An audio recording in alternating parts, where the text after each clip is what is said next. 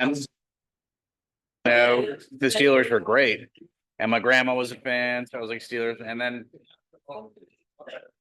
I like the Bills. The Bills Mafia is always entertaining to watch.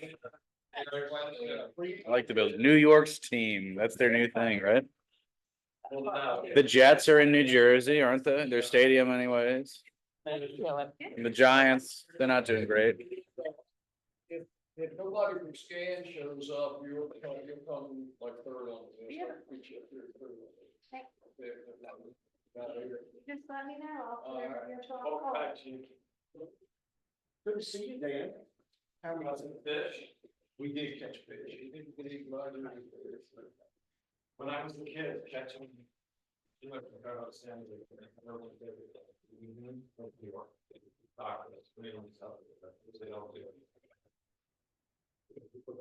These were coho.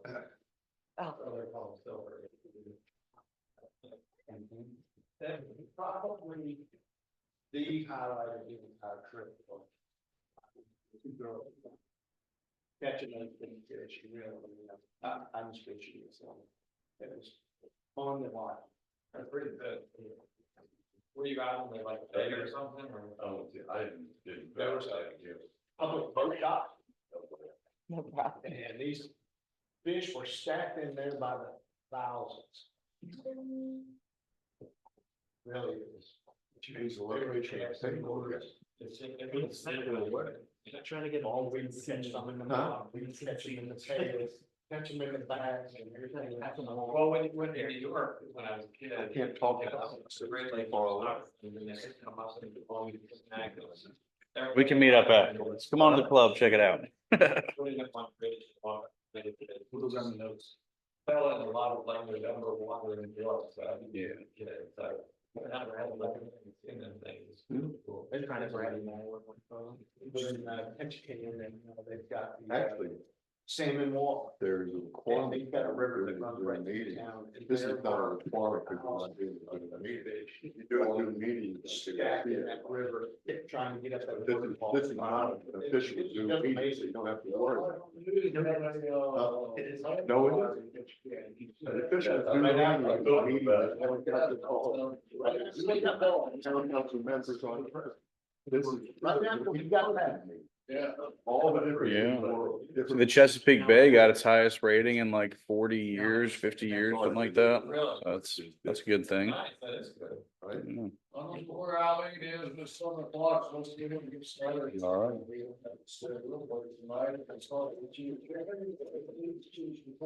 Thank you, Mayor. Thank you, Council. As everyone can see, we were pretty busy this past month. We responded to a credit card fraud. One of our local businesses, victim lives just outside of the town. She was in town at one of our restaurants, had forgotten her credit card. She called and they confirmed that the card was there, so she went back the next morning and it appears that one of the employees had got the number and the number off the back of the card and tried to make a number of purchases and a number at another one of our businesses in town. So anyway, that young man has been charged with credit card fraud. We had one of our officers did a traffic stop in the town for a speed violation. And stop is done here at one of the local businesses here on East Main Street. And two individuals tried to walk away from the car. Driver was DUI. Was able to find, believe it or not, 272 grams of methamphetamine in the car, which was right at a half a pound of got a convicted felon, a firearm in the car, and $3,492.13 in cash. So that has been seized, and we've gone through the forfeiture process with the Commonwealth Attorney's Office and DCBS to see if maybe we could forfeit that money from, Chief, just, I'm not very knowledgeable on it. How much of a value of the drug is that? the meth, Yeah. thousands of dollars. half a pound of napkins. That's that much, it's a lot of dope. Is that kind of what would that be possibly somebody selling it then or something? Oh, not possibly. He's selling it. Hey, Dan, you missed the most important thing the chief said, and that is that, I'm tooting his horn, that if he's successful, the $3,400 will be forfeited to the town. Is that right? Yes. Yeah. It'll be I'll talk forfeited about to the that. town or, the police department can use those funds for training, equipment and things like that. But that individual had an outstanding warrant from Albemarle County for distribution or possession of intent to distribute. Schedule 2 drug as well. A lot of information on this guy, probably the past 12 years. He's known. So That's a big deal. it was a lot of drugs, convicted felon and guns. Pretty sure the passenger had, when the creek was up back here, when he walked around the back of the store, he dumped a gun as well. Found a magazine in his pocket that didn't go to the magazine of the guns we recovered. We went back and we searched with metal detectors and everything back there, but we couldn't find it. So I'm not sure if somebody come back in behind us and got it out of the creek or what it really was, but it's not accurate. We couldn't look it. It was a significant arrest. I think we charged him with 6 or 7 offenses, and in the county, like I said, had a drug warrant on him as well. Let's see, while conducting some foot patrols up at the food line, customer alerted us to a individual that was headed to the car with a shopping cart full of food. Was able to witness the individual get into the vehicle, noticed who the driver was able to catch up with the driver just across the bridge here off Buck Valley Street. It was just under $200 worth of food that he had put in the back of that car, and they drove off. We were able to take him into custody. Albemarle also had a felony warrant on him. He was out on bond for shoplifting. Albemarle had a pending felony warrant that needed to be served on him for grand larceny for shoplifting. And then we had arrested him for the shoplifting at the food line. So he was held in jail shortly after we arrested him. We attempted to stop a vehicle out here on James River Road at the cemetery. Officer, the vehicle fled from the officer, and short pursuit ensued, disregarded the pursuit, and the following morning, a resident called the police department. The county police department recovered it way up on the other side of the road is where we found it. Haven't been able to pull any evidence from the vehicle or get any of the neighbors to help us identify the driver, but we did get video and pictures from the market up here of the driver. We've sent it to the police department. Was it a stolen car? I mean, you can't get it from like the registration or the tags or anything? Improperly registered. So we come up to a dead end on trying, hopefully, we'll get some information, but right now we haven't got any information as to who was driving. We thought it might have been the old registered owner, but it was. I think I saw him a couple of days later. Who? That picture of it. I don't know if anyone knows. You drive a little gray, here it is. That's him. Okay, well, anybody else want to see it? But that's the driver of the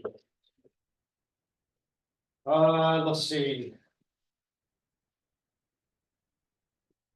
There was some information that was passed along to me. I think someone wanted to have an update on the vehicle fire. Yes? I did some checking, and ACPD's Criminal Investigations Division has that case still under investigation. They've got 2 detectives assigned to that investigation. one of which I believe is assigned to that, that portion. Okay, but no arrests have been made yet. It's still being actively investigated for sure. She just made something very common, but it would seem like sitting back there. That people have tattoos more often these days, it would seem to be helpful to identify them. The best picture I can get. You can't really know what it is. So we've sent it to the patrol officers at ACPD and hopefully someone will know them, but has to be somebody very familiar with the southern part of the county for sure. So they will, you know, driving 75 miles an hour, I wonder if they're on those curves. So we just disregarded the pursuit.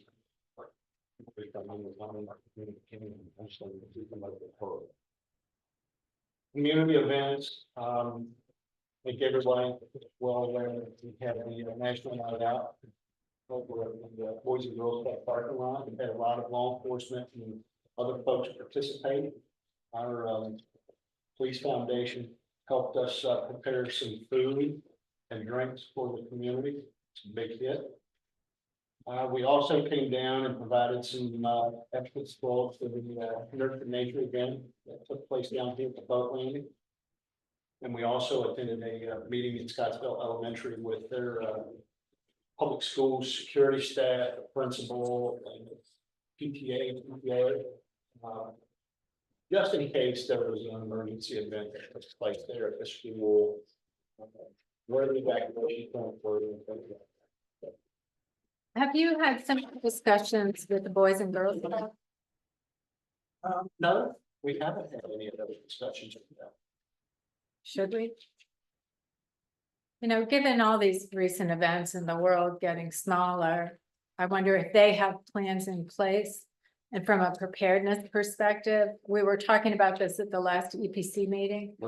I think maybe we should have a conversation I can reach with out. them and make sure that they have plans and that they know what's available to them and, you know, how they can engage or should engage should something happen, God forbid. Okay. Well, I know they all have all of our personal contact information. Yeah, And they use it. yeah. But sure, I'll reach out to John. And if there are exercises that we do in the future, we should make sure that they're included and stuff like that, that they're on our radar. Do you know what I mean? Yeah, absolutely. Let's see. Chief, what nurture? I just had to pull up my calendar because you gave me a heart attack. I thought I missed one of my own events. What nurture with nature event has happened already? So it was the one where. Because there's one at Rolling and Rafting on the 21st of this month.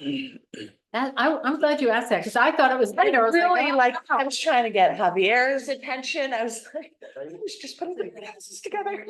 Uh, Did I miss it? No, it was- Two events this month and then, well, last month, and then this month is nature for her. Oh, Nature Nurture this month. Yeah. Well, somebody gave me wrong information because they were telling me that it was the one that we just attended. No, There was a lot of people back there, it was barbecue. reeling and rafting. What was it called? Barbecue and something? I can't remember. Oh, that was with the fish and pig. Oh, that's right. That's what Yeah. it was. So it wasn't Nature Nurture. I was pulling up my calendar. Oh, it hasn't been a good few weeks that I really just thought I just totally So blew that's off on that the event. 21st of September. Yeah. Okay. Good catch, Mary. Auxiliary officers, they put in a little over 50 hours of volunteer time this past month. We attended some annual in-service training at the academy. All of us, I believe, right now have all of our in-service training done for this current year. We finally took possession of our message board on and we've got training scheduled for that on the 26th. The message board, we've got positioned over at the fire department and it's undercover. So I know Jack's helping me maybe put Scottsville Police, and I was wondering maybe if we might want to put one of the town seals on the front and back of it, if we can get room to put it on there. But Once we get the training done, it will be ready to, go into the field and be operational for us. Some folks from the fire department will be coming to the training, so if they need it for something, they'll be able to use it as well as the police department. Well, you finally got it. We finally got it. Oh, Jim and I'll go pick out our trailer and get our, home trailer in, and then we'll purchase our homes and we'll be all set with that, right? That's excellent. The asset forfeiture, I know, Ms. Moore and I had a conversation, and Javier had a conversation about, the asset forfeiture policy and procedure. We do have an asset forfeiture policy, general order and procedure on how their officers and our staff is to be, to operate, should there be a forfeiture of money or anything like that. I took the liberty to send it to Jim for review. He had an opportunity to review it. His question was the same as yours, you know, checks and balance in the policy. He had an opportunity to review the policy. Jim, did you have anything else that you wanted to add? No, I thought it raised all of the cautions I was worried about. That you exercise an abundance of care and just don't go out willy-nilly and seize the money. You have to dot all your i's and cross all your t's to make the procedure work. Mhm. And obviously too, that I told the chief that it's been in the case law that there's a lot of overambitious jurisdictions that Exactly. worst thing I think is you get the money and then have to give it back plus interest, and you've spent it. But I think the chief is will exercise the common sense and his officers the common sense that's needed to carry out the policy successfully. Yeah, and my concern wasn't about now, it's about what happens in the future, right? Because people change, things Oh, change. yeah, but the So we just want to make sure it's but the consistent. policy is there. Yeah. If they follow, then we should be okay. That's right. There's. Good. There's Good to four know. checks and balances in there. It would start with the officer to the sergeant, sergeant to the chief. Then the chief would have to go to the Commonwealth Attorney's Office. That paperwork has to be done, and there Right. has to be approval from the Commonwealth Attorney's Office. And then the paperwork has to be done through DCJS, and they have to review the forfeiture or seizure forfeiture in case and approve it as well. How do these other communities get away with it? I mean, just. But they don't get away with it. They basically, because if Yeah, you, but then as a citizen, you have to go and fight for them. well, but you get your attorney's fees and there's a substantial, you sometimes the attorneys, sometimes often the attorney's fees are a lot more than the money seized.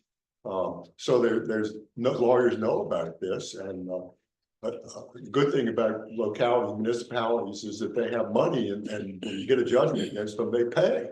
Yeah.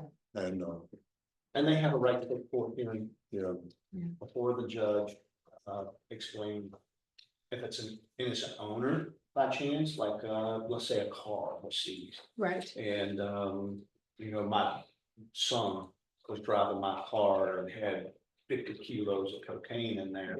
I'm an innocent owner. I didn't know anything about what was going on. So I Right. have the ability as an innocent owner to come forward and argue that innocent ownership. Or prove how I got all this money. Maybe it was from, I don't know, someone willed it to me. But there have been cases where people's cars have tied up and they can't get to work and things like that. So it puts a real hardship on the person who's involved innocently in those kinds. Yeah, of but I think things. what you're seeing, that's why I mentioned the case law is pretty prevalent right now, is that you're seeing a lot of cases come down that says you've overstepped and then penalizing the jurisdictions. And the other side of the story is that you get these guys that have this, that, and the other records and so forth, and they just so happen to have $3,000 is not your problem. It's $342,000 or $3,422,000. You know, you follow me. The more money, the more likelihood is Right. claim to come forward and says, "Oh, that's my money. I just kept that as that's my bank, that Right. car." You know. Right. So, and that's what is very likely to happen if there's substantial enough money. So the press too also tends to report the most egregious cases. And what they don't report are the cases where the municipality successfully defends because the money is found to be illegally gotten and that's when you divest the funds and it helps stop the activity that you're trying to enforce. In this Right. case, a substantial amount of a lethal drug, really, right? You know, Okay. But your point was well taken. yeah, and that's the point I raised too, like the first thing with the chief. Yeah, as long as the policy has it and it's built in the checks and balances. we're Yeah. fine. Point was well taken. I get this guy's name.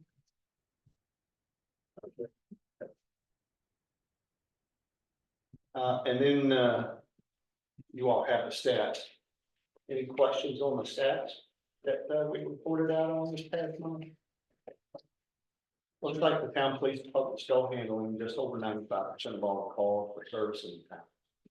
Chief, just a question for you. This is not the town, but this is an inquiry. I was coming home in the last few weeks and there was a massive search in Charlottesville on the development. Control the helicopter and stuff. Did we get called out any of that kind of stuff? We did get called out that. Did you guys sort of I just hadn't seen anything like that in Charlottesville for a while, but it was a lot. I mean, many police cars were searching helicopter and everything. Oh, okay, that's good enough, good that way. Yeah, we had an arrest the other day. A person was in one of our business parking lots and was at a .22 VAC from the third one. And there were several of us that showed up. I mean, I got flagged down in the parking lot for the driving. And then dispatch was giving out the call at the same time about the driving. And then I found her in front of the business and she was hammered at 2:30 in the afternoon. Wow. Third charge for the, but same thing, there was 4 police cars there. What in the world's going on in Scottsville? It was just a little. Who knows what was going on up there? Yeah. But they had. Any other questions? Um, The town is very, now all up here with one town As far as I know. that'll come, I got to go behind it, I had to come around Was it a car accident? right between Centenary and Politics. I just have just a general question, Chief, about, as you read through these things. I don't think we've seen like this kind of stuff, this severity in the past, right? So I've sat here month on month and we've listened and there are smaller things, but things are starting to get a little bit more serious. Are you and your team are thinking about the future as these landscape sort of changes and, reviewing that? Is there anything that you can or, in terms of your planning or how you prepare for these things? Do you know what I'm getting at? I think I understand. The landscape's been the same. I think we're Do you think being so? a Okay, little bit more proactive. I see. Officers are getting a lot more proactive training now. Okay, They're looking for different things. okay, I think it's always been here I and see. through here. Okay, that's I good. think more of it's being discovered, not near as. What's out It's there. a lot. Yeah, okay, We utilize our partners, with the task force. We've been working with them for quite a while to identify some of these players that have been running narcotics through the town in different places and have made some arrests. We don't advertise that stuff. Mhm. The Buckingham and the task force were in here Thursday. And one of our businesses, again, drug deal from another jurisdiction, brought the drugs to a bathroom and was supposed to tape it up in one place. It ended up getting taped up in a different place. They couldn't find it.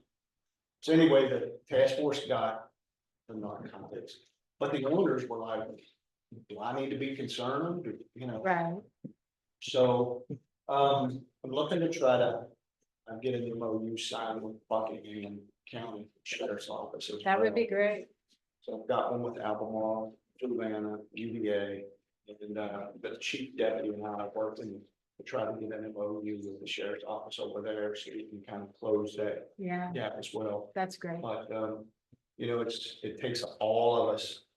We are looking at, less lethal options for our officers out here on the street. We have the equipment, at the police department, just waiting for the, munitions to get in. And I think they arrived today, so trying to get the, What do you mean, Leslie, beanbag rounds, things like that. tasers? We have tasers, Okay. we have batons, we have OC, but we never had any of the less lethal rounds like, you know, the beanbag rounds. Yeah, So it's a very good tool to have in your toolbox. absolutely. You don't have to go to lethal. So it's just a different option, very inexpensive, but it was something that, get our officers trained in it, and that's another tool that they have in their tool belt to help resolve or de-escalate some of these very stressful and intense situations that they're running into on the street. Yeah, Would that be what they're normally loaded with? Beanbags. Once they're trained and everything on it? So you have lethal, Uh, and you have your rifle, which is lethal, but, the less lethal would be a beanbag round, pepper ball. so would that be a different, It's another gun being different carried? tactic. It's not carried, officers carried in the car. Chief, I had the same, I'm sorry, go ahead. I was saying, they've got a relatively new non-lethal weapon, Alex, you may have heard, you know, talk about it, Burma, law enforcement, in the country have it, and it shoots a projectile, I believe up to 80 feet, with tear gas and something else that incapacitates the person, you know, for at least 30 minutes, so. And, you know, so you can pop somebody with that. And call it out. As far as home defense went, and like the law enforcement picking up on it too. And they're not expensive, I think they're around 400 feet. what's it called? Or Burn? BY, Okay, I think to answer your question, you know, when these new homes and subdivisions, come in, there are gonna be a lot more people, and that's gonna add a Exactly. dynamic to the exactly. public safety. All Exactly. in, And, you know, being concerned about you all doing your job every day and just the safety of the community in general, it's like, yeah, I had confidence that you would, you know, you would be monitoring them. Chief, my point was that at the same time, you don't advertise what you're doing, but I think word gets around, it's fair to say. And that the more success you have, the more likelihood you'll have that people will avoid Scottsville. Yeah, that's a Who are good doing point. something seriously wrong, because these guys Because people are know looking. their stuff, Yeah. and they're looking for it. So that's the other side of the coin. I want our residents and businesses to feel safe, that they know that the police department here and, you know, we're fair and we're doing exactly what we're supposed to be doing. But those people that come into town and want to sell their dope and things like that, it's not the place to be. Right, and if you need different things, you know, we should look at that at the next budget cycle to keep, you know, you and your team safe and to keep the community safe as we go into budget. I think we're in a pretty good place. Good, The less lethal was a big step for us. We didn't have it in, you know, our toolbox as an option. mhm, We have, I think the mayor and Mr. Payne and I talked, but was able to, out of last year's budget, Javier worked with me to get red dot sights for handguns. And the red dot sights allow the officers to be a lot more safe if they have to utilize a handgun. Be able to keep eyes on an individual instead of just having to focus on a sight and that kind of Right. stuff. Was able to get holsters and the red dot sights out of last year's budget. They're in. And now out of this year's budget, I've got 5 new handguns coming. They'll be already cut for the red dot sites. It's just a matter of getting the training done, and then we'll get those deployed to the street. Things like that to just help keep our officers safe on the Exactly. street. Doesn't cost a lot, but it's something that, you know, I think it's gonna make us a lot more safe. Yeah, that's great. Thank you. Any other questions? Yes, sir, Mayor. Wanted to take this aside here and insert Caitlin into the discussion. Ask her to, if she, it's been a while since she's had an opportunity to give us an update on farmers market things, so she's able to show up tonight and give us a brief overview of how the farmers market's been going this year and maybe we can expect the next year.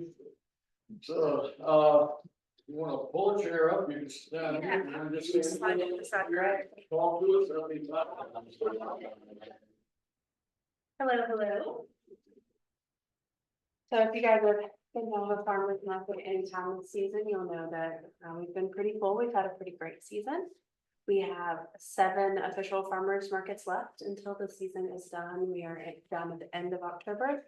And then we have 1 holiday market in November. So we are getting to the point of the year where we're starting to wrap up. It's been a little bit of a challenging season for our farmers because we had that drought during the peak growing season, and then we got a lot of rain all at once. But the ones that we have done their best to continually show up with what they have, even if it's not a lot. We have adopted the practice of infilling with other small businesses, craft vendors, things like that, to try and keep that space full on the weekends to give people a full shopping experience. We did add a new food vendor this year, and that's been really well received. I don't know if you've been down there, you might have seen Tacos. They are a vegetarian option and they are by donation. So you pay what you can, and if you can't pay anything, she still feeds you. So it's a really great thing for our community, especially in times of economic uncertainty. People can always come down and get, you know, farmers market, which is really nice. And of course, we have our food trucks, Keenan Foods, who started as farmers market vendors and are now a food truck for us, and they still come to our market, are there most Saturdays to serve all of us, which is great. We like having fresh hot food during the market. So that's kind of the state of the market community. We're wrapping up the season quickly. It was very noticeable this weekend as the weather cooled down. And usually once school starts, people start to go on vacations or they're getting their kids back in school and they're just not around quite as much. So season's starting to wrap up, growing season is starting to wrap up in the area. There will still be some fall veggies and things to come in, but that's going really well. The only criticism that I've really heard from our market vendors is that it's time for some maintenance of the market, and I know that's already on the town agenda. Happy to talk more about that or answer any questions if you guys have them. But that's kind of where we are. Something that you about the parking situation.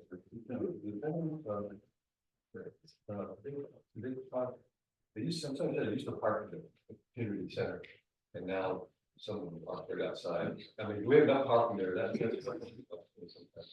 But I think it really depends on what you consider enough parking. So right now, if you have a side bay on the edges, you get to leave your car parked there, and you pay more for that privilege.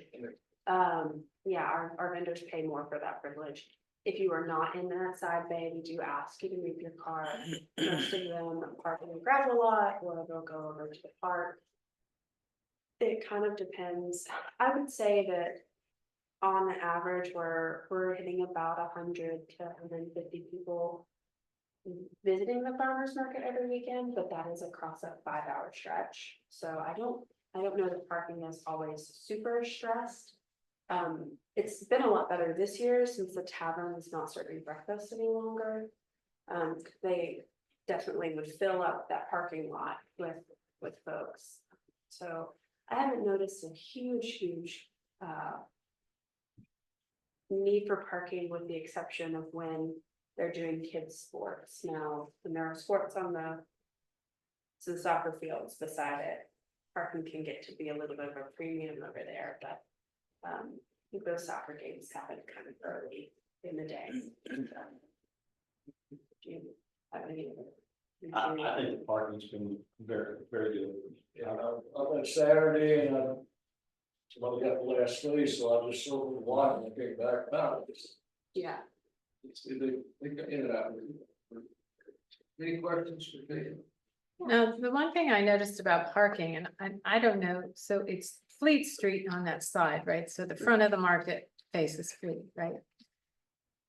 There's no lines there or anything, so people park along that road. And so it makes coming in and out because it's not one way, it's still two-way, it's not marked, nothing's marked there. So people are parked like right on that corner. And it seems weird to park where it makes that turn. Do you mean on the back side of the grooming salon? Yeah, well, at that corner where Fleet meets, Harrison? yeah. There used to be lines there. I think we should get that done because it's not clear if that's really a legitimate parking space. Or if that's really part of Fleet Street, because once you park a car at that corner, making those turns, if another car is coming out is challenging. Yeah, we should really look at that. And the other corner is a bus stop and it has a sign, so. Any other questions for any comments, concerns? Are we looking to get more farmers in at the farmers market next year, Caitlin? That's the comment I've heard, that it could use more farmers. It's not a complaint really, more of just a comment that I've heard. So I've heard that too, and I've seen it online and in various places. And we have never turned a farmer away from our market. We've never turned anyone away from our market that lives in our area. So the only requirements are that you have to live within a county that touches Albemarle, you can come to our market. The truth of it is, large farmers don't want to come to our market. Right. We don't have the volume. Right. And we've had several farms start at our market and then decide it's just not worth it for them. So we have quite a few farmers, and I guess the question is, how do you define farmer? And maybe that's the problem that we're running into. So we have more than half of our vendors are farmers. That might be someone who farms honey, Right. and that might be someone who only farms beef. They certainly consider themselves, and the government considers them a farmer, but maybe not a shopper. The other thing that I have run into, and the complaint that I have fielded and talked to a few people about, is that they just want more vegetable options. Right. And I think that's what people mean when they say farmer. They want Yeah, a greater variety of vegetables at the market. and the problem with that is we don't have any growers who can grow things out of season. So we don't have any farmers who have hydroponic operations who can provide you lettuce in July. You can't grow lettuce in July in Virginia. It can't be done here. I have talked to some of the farmers that we do have about maybe trying some season extension type mitigation strategies. Like, there are things that you can kind of do with the space that you have. Nobody's really chomping at the bit to change their growing practices, unfortunately. We do have four veggie farmers that usually have stocked tables. One of those had a very hard time with it out this year and wasn't there very often. We also have one person who is allowed to buy produce and resell it. Yeah, reseller on the corner. Yeah, And he's been there a while. He's 12, 14 years. And that's fine as long as people know, but I think people are looking for Yeah, he has sons. different alternatives. Yeah, he has sons that, because he also has a farm himself, so he Yeah. supplements what he can't grow. And part of that strategy is to help combat some of this heartache, right? Like, if he can get it, and it's not necessarily in season Right. yet, then, you can have tomatoes in March and lettuce in July if you want, Right. when those things are not actually in season here. So we've had some conversations with people. I've certainly reached out to other farms and asked them if they want to join us. We do have another produce farmer who should be joining us this coming weekend. They're gonna try us out.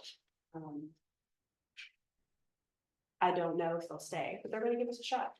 So Okay. we're gonna continue trying to make those connections in our community and just see if more people want to come. But ultimately, that's kind of what we're up against. And even our people who are farming full-time down there, they often go to a different market during the week in Charlottesville because they just can't make a living here. Right. Like the chicken and the egg thing. It is. You know, So right. the farmers with a whole bunch of produce don't want to come here because we don't have enough people, but then we might not have enough people because we don't have a lot of a lot of produce, Right. And the so it's planning, hard to, the planning for the growing season happens in December. So if I could go to my farmers in December and say, I can guarantee you 400 people will walk through here every weekend, they would make some changes. But with a population that we're working with, that would be moving mountains to quadruple our attendance. And quadruple what people are wanting to spend. Truthfully. So. Open to continued discussions on that.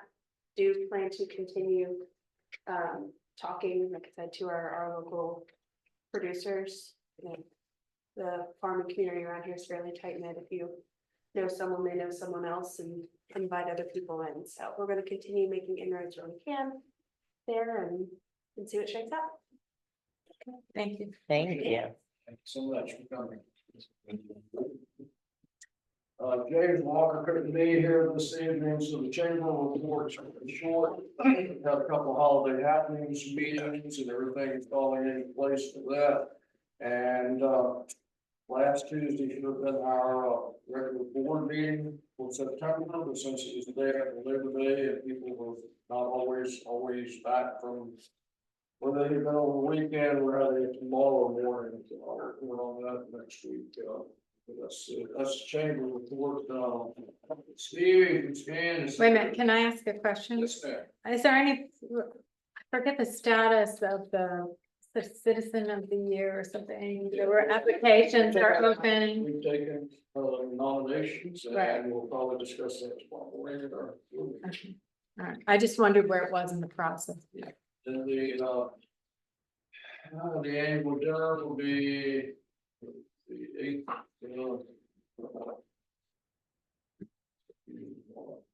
Check here. It'll be in October, on the 9th, Wednesday the 9th. It'll be over at the Town Games upstairs, and I'm not sure of the time yet. I'll get social hour around 5:30, and then we'll probably have a food and presentation of the board.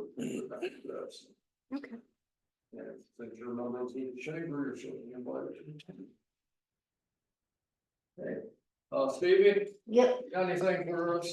I just brought, I thought maybe, Meredith might want this. This is our list of events coming up. Would that be helpful to you? That would be helpful for me. And, we had a great concert. We had a great little 5 o'clock somewhere in the parking lot. Classes have started again. Coming up in October, we're going to have, Twilight Tours and another play that's gonna be happening.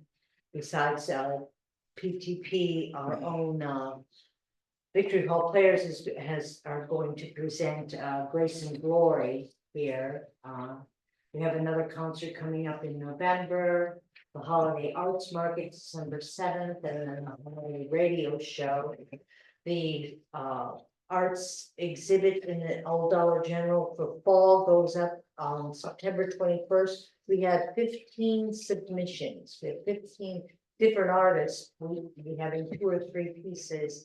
We're we're gonna try to do a better job of letting people know that that art is for sale. You know, and so if you see our Facebook post and you choose to share it on yours, that'd be great. That's all I'm saying, you know, but we got a big response to that.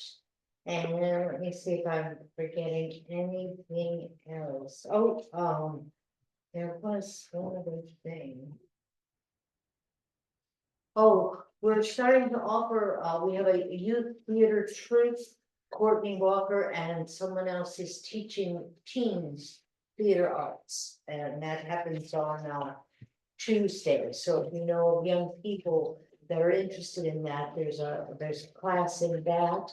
And the other thing is we are doing a playwriting workshops. And anybody interested, and we have professors from the different universities coming in, teaching sort of individual classes on different types of playwriting. And then in the summer of 2025, we're doing a series of one-act plays written by our playwrights here in town, you know, in Scottsville. People taken the classes and written a one-act play, and we're going to produce a series of one-act plays in the summer of 2025 by local, maybe unknown artists, you know, have never been produced. So that's very exciting. And Excuse me, are those classes teens, adults, no, mixed? this is an adult, the Okay, adult good. theater workshut, I'm adult interested in that, playwriting actually. workshop. Nice. You know, but I mean, we're pretty easy. I mean, we can mean 17, 18 Yeah, years yeah. old. It's not, we're not nuts. I mean, you know, anybody wants to come, but we have, but that's exciting. And then the James River Boys and Girls Club is having a teen night on October. I should have written it down, but it's early October and they're having a Friday night movie, you know, so that's something that we've been, you know, hosting for a long time for the James River Boys and Girls Club, so there's movie and popcorn and stuff like that. So, Nice. but that's pretty much, we're staying busy, you know. Any questions about SCAN, concerns about SCAN? No, I have to say though, it's nice to have you here to get these updates. Well, Really helpful. Thank you. And you know, I should have been here long ago. I just didn't think, I didn't know, but I'm here now. That's great. Yeah, Thanks so much. yeah. ARB. ARB met last Thursday. I had a performance I had to attend, so I wasn't there. I did see you on the street when you're duty. Yes, we, Brad Barker and myself were able to complete the inventory. It was a fun little, drive around the town. Haven't been on some of the parts in town for a while, but, got that done, and now I'm gonna transcribe that onto the, online service that Jack set up for us. And, I think that's it. Was there anything else that popped up at the meeting? SCAN and town administrator will meet. I think I reported last month that we were interested in exploring a Department of Interior grant to help out with revitalization of historic properties. So we're pretty target rich on that because the whole downtown is Yeah. qualified. I've been chatting back and forth with Interior, trying to get some details on qualifications to make sure. But SCAN seemed pretty open to the consideration of collaborating a little bit, so I want to kind of bring that up again as to get the town council's temperature on the collaborating and pursuing that, because it will be a time commitment, but I think it's a major opportunity to, you know, I'd say ARB is often kind of seen as the bad guy, but this is an opportunity to also give resources to the community.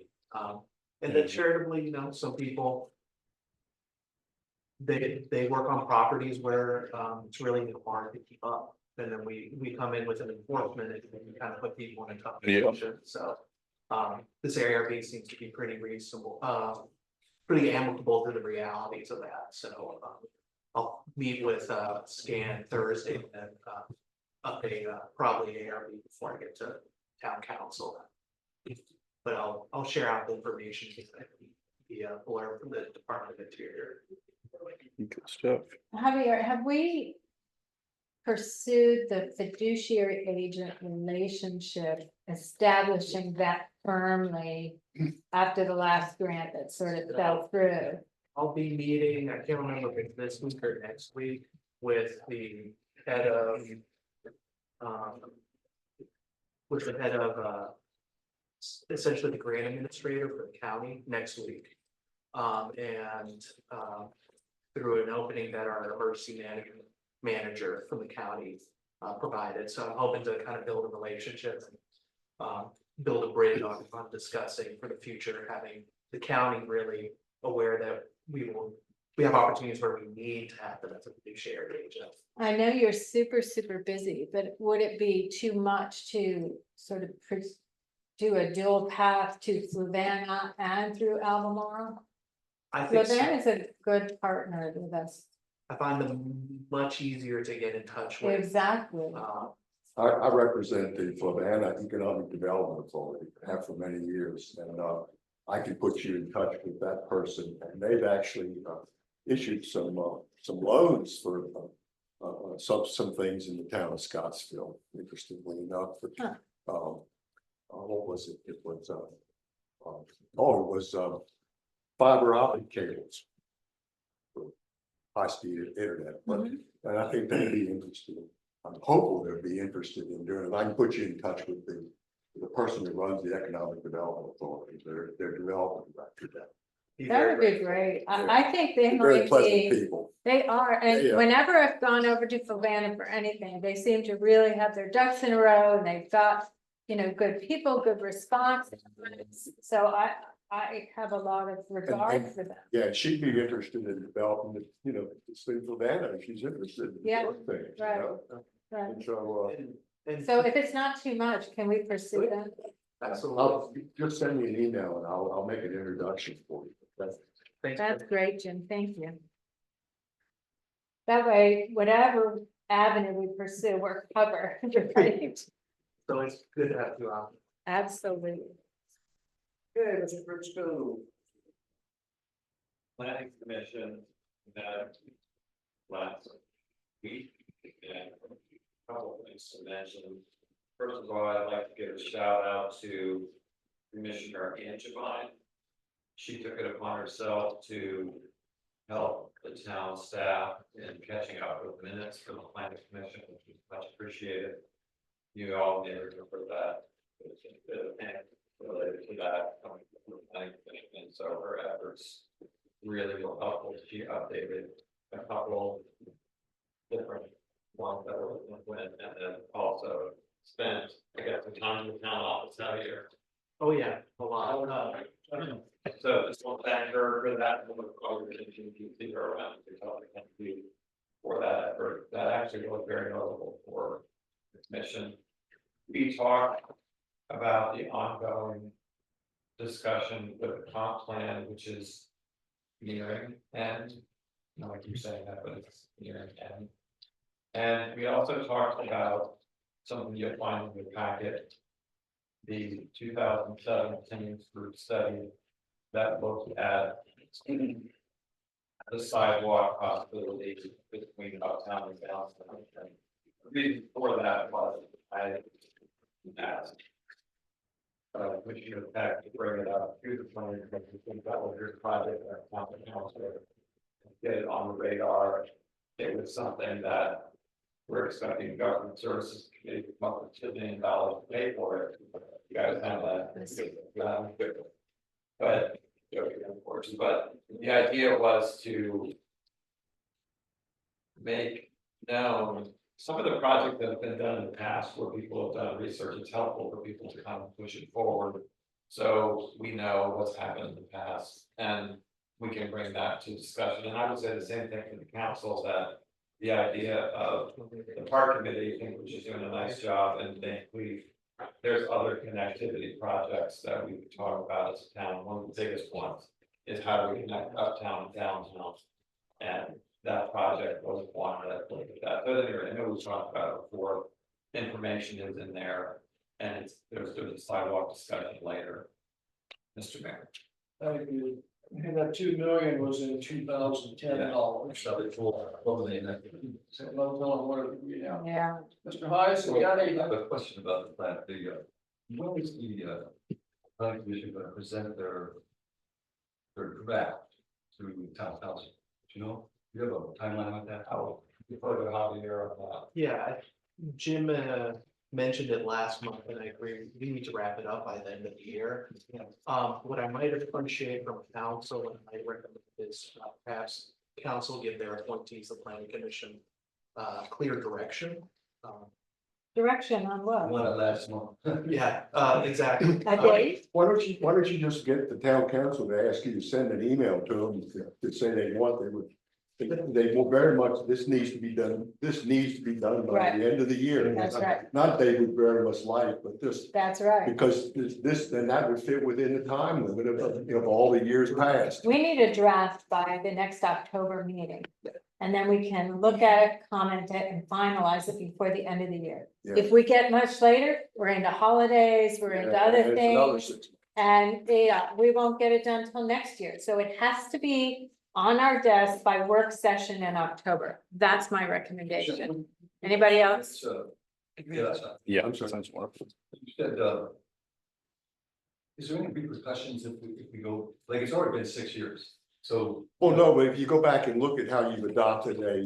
the statute, my basis always follow the Virginia statutes, Right, but I which mean, it's require already- you to update every 5 years. And if you go back and look at when they've done their updates, you'll see that there's a year, about Right. a year, there's a year or less gap in the adoption of comprehensive plans when you go back since you started doing it. One of the things I'll say in defense of our Lincoln is we have a pretty high quality person who has made it take longer. One of the reasons it's taking longer is you might say one of the recent discussions that have come in the planning commission that related to a grant that is, what's the right way to call it? How do you get the grant?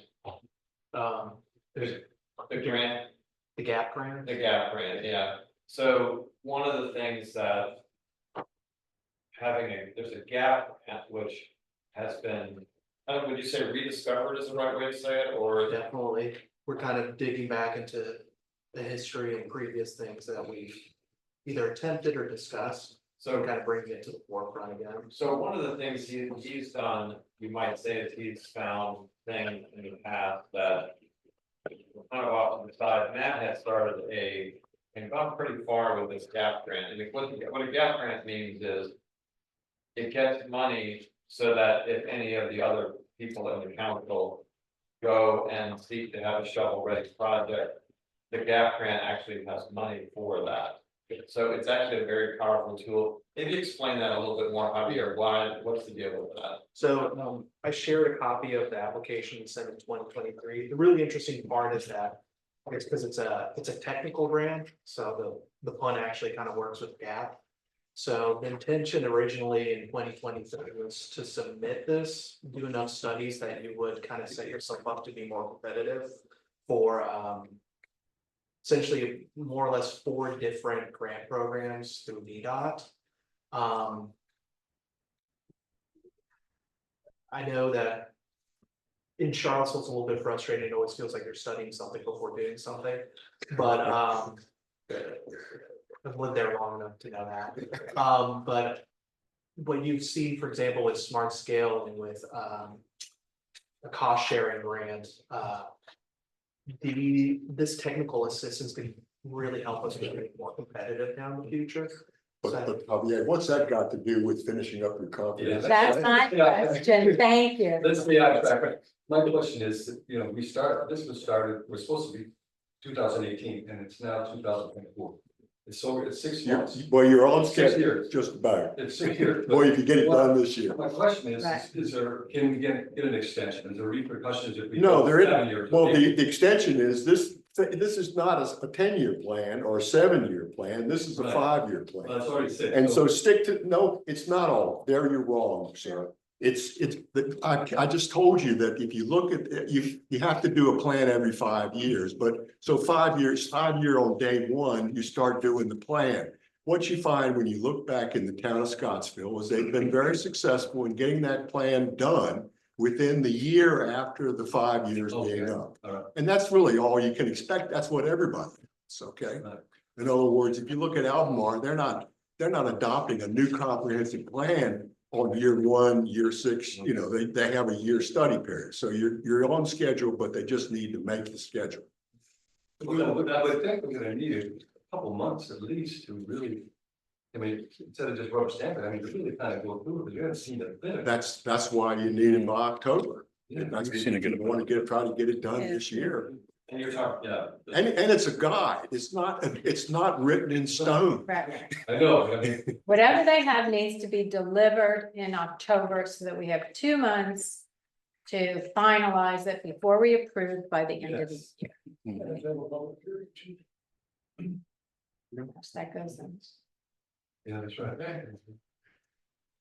And it's a living document too. By that, I mean, that it's not fixed in stone once you adopt it. That's the whole Right, it's beauty just of a the comprehensive plan, it's plan. not, It's always adopt it changing. And then edit it. It never stops. well, you can adopt it and not adhere to the things either, it's a plan, right? It's a If you don't plan. have the funding, or you don't have the desire, you don't have to go in that direction. Yeah, and it's designed so that it's a guide. It's not fixed in stone. It's not designed to say it's not the 10 Commandments.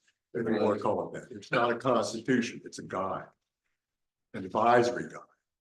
And treat it like that. I mean, it's important, but that's really in the end what it is, and that's what the statute says. Right. I don't know if that helps get it done any faster or not, but. I will communicate that back. How do you ever vote? Thank you. The services, anything other than what is coming up to down the list of the services. Well, I'll go over it a little bit, but I sent it, the one thing is there's no policy procedure for resigning and appointing. And, you know, don't want to bring that back, that kind of got lost, so that was. We could. concern, it's like, it's been mentioned before, so can we come up with that, or at least make a. We came up with a form. Yeah. And we never finished it. I thought we did Then we got that. tabled. I've got copies of it on. the Yeah, desk. well, I got one too, I can send it, but. Maybe we could kind of get that done, but what, this kind of goes along with the next side, which is, it's not, if something's not done. It should be old business and kept on the agenda until it is done, like, we do that with the Parks Committee, they're like, you know, closed and open, agenda items, so. So if you didn't finish it, then it stays there, so I mean, that might be something for the minutes, like if you do something. And it's passed on, then it comes up next month, or the next month after that until it's done. Kind of like old business, so. That was a good suggestion. suggestion. The other suggestion is to do, put the town ordinances, and codes on the website. That's something I've been pressing to have done That's too. what's supposed to be done, Civic Plus, It's up. oh, it It isn't? is not. Yeah. Well, hallelujah. On great, is that way? Oh, no. It's up, And did you make provisions in it so that when you have new ordinances adopted, do you understand now how to put those in like how Mark County does? Yes. Remember I showed you all that, but somebody's gotta tell you how to do it from down at the company, I know. We're gonna meet in October, Okay, so I coordinated with Civic Plus, to do essentially, quarterly. But realistically, we probably only need to do 6 months, which is how busy or how not busy we are with updating ordinances. in other words, it doesn't do you any good to adopt the thing and then forget about it, like Right. Phil's talking about. right, Or not adopt it, you've gotta keep changing it, because otherwise you can't figure out what you adopted in ordinances since you recodified. exactly. And there's a procedure for doing that. It's not complicated. It just has to go through the software and learn how to input it. Is it the normal edit process, Javier? You submit the ordinance, Oh, to them? certified to them, I see. and they have some kind of portal, so you submit the ordinance and then they review it and then they'll. And then they make the edit. change, okay, okay, And then you have a spot on your website for the new stuff, if you want to call it. And any other county or any other municipality uses Unicode, you can see that example, so you'll see a category where it shows what's been updated. okay, Albemarle has it. that's good, they have a process for it. Yeah, they charge you for it. Oh, yeah. Well, yeah. Nothing's But I mean, it's not a huge fee, is it? No, it's pretty reasonable. And then I'm thinking of, Well, and that's why we went with them with the website too, Yeah. because they're reasonable. The other thing, maybe you could explain in this, Jim, about whether to have a liability, hold harmless policy or for volunteers and a separate policy about not compensating volunteers. So, like how long past one, especially about liability. Well, I thought, first of all, you know, well, you can have a policy, but it's really one sentence that you just kind of put in a form. When the volunteer signs on, just saying that the volunteer understands that he will not be compensated monetarily for volunteer services. We appreciate it. Well, what about the ones, like, say, somebody works, does some work voluntarily for the town, like, say, you know, works at the park, gets hurt. Do we have something for that? Well, yeah, you do. That's what I keep, that's, remember, I've sent you all a series of emails, okay? So we need to adopt that. Well, you've got some liability. You're talking about an indemnity policy. Right. Right, well, but I've sent you a series of emails, saying that for parks and for playgrounds, recreational facilities and parks, the General Assembly has a strong statute which says that towns are not liable for negligence in operating those operations, okay? Oh. All right. And that's been, and I'll send you the emails again, Bill. No, you said you did, I didn't see them. Well, no, and I laid them out again for you, and I'm happy to send them again, okay? And I sent you town council an email today when I replied to Bill's email. don't I know if didn't you see saw that. But I that's saw okay. his email. So then the question is, well, what about an indemnity policy for volunteers that who volunteer in the office, for example? Right. And that's it. Well, we don't want to have any exposure for them. But this is what I wanted to talk to you about, because you all need to decide whether you want to. It's worth having an indemnity policy for volunteers. It's a tool which says that, hey, I'm negligent, but I'm not liable, is what it amounts to. But so that's a good thing. But you have to remember, you have liability insurance that you pay a fair amount for, and that's included in that fee. And you don't have that many claims when you look back. The first claim that you've had in a long time, it was the blowtorch on the. But part of that, you don't have any claims. You know, here, there, and everywhere. Just it's luck of the draw. So you've got your insurance policy. And then the other thing to think about is you really want to encourage volunteers, because as your revenue crunch becomes more evident as time goes on, as we get further away from the bonanza of COVID revenue, and we confront the problem that your revenue stream is not really adequate in the long term to support your financial needs, you're going to need to rely on volunteers. And my experience if I'm volunteering for something, if I get a form that says, hey, thank you very much for your service, but if my negligence injures you, tough luck. Right. And also you got to sign this. You may not want to have them sign it. Yeah, it's not very motivating. No, that was my point. And that's it certainly you like that if you get sued and there's a bunch of hooey like what they're suing you for. But again, that's what you have the insurance policy for. And it seems to me you've got to weigh your risk and versus your needs for really getting as many good volunteers to come in and help where you need it as you possibly can. So that's what you've got to decide about. Bill's point about, and Parks and Recreation, Parks Committee or the Government Services Committee about an indemnity agreement in isolation is a very good one. But then you have to look at your situation and do we really want this for, we're covered on where you got most of your risk on your playgrounds, on your lake and your parks. And so do we need this for somebody who's coming in here to the office, for example? Right. That's for you to decide. Right. But his point about should somebody sign something when they come in and say, I acknowledge that I'm not to be compensated about this, that's an excellent point. And I think you do need something like that. And it could be no more than probably, hey, when somebody volunteers, we ought to, you ought to have something where you get their name and their address and their phone number and their contact information, and you get them to fill out something like that, a form when they do that, a volunteer form. And there at the bottom, just before they sign, it says, I acknowledge I'm not gonna be compensated. Boom, you've done it. You know, that does it. And that would be fair too. Yeah. A lot of people. So that's my 2 cents worth on indemnity clauses. But you know, Bill's point is well taken, you know, if tomorrow somebody's injured, you would bowling, why didn't we have this indemnity clause? But I think you got insurance in the general run of the mill cases, you're gonna be covered, but And then it's your decision. Somebody mentioned about like, if they go on a park, instead of going on the trail, one of the trails is Yeah. pretty specialist.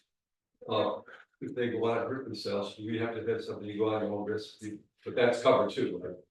Yes, that's covered. Okay. And also, Good. just putting up a sign saying you go at your own risk doesn't give you 2 cents for it, okay? You gotta have an off-putting Yeah. indemnity clause. It's written by a lawyer, one of these horrible run-on sentences. You've seen them at lawyers, right? Okay. You know, it's a That you can't really paragraph. understand. You can't understand other than it really is gonna, you don't wanna sign it. Okay, Right. good, thanks.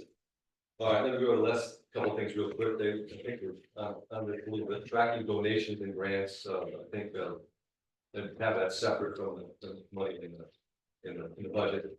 And then the last thing is we're doing, if anybody has any ideas, we're coming up with a maintenance activity list for jam for the winter.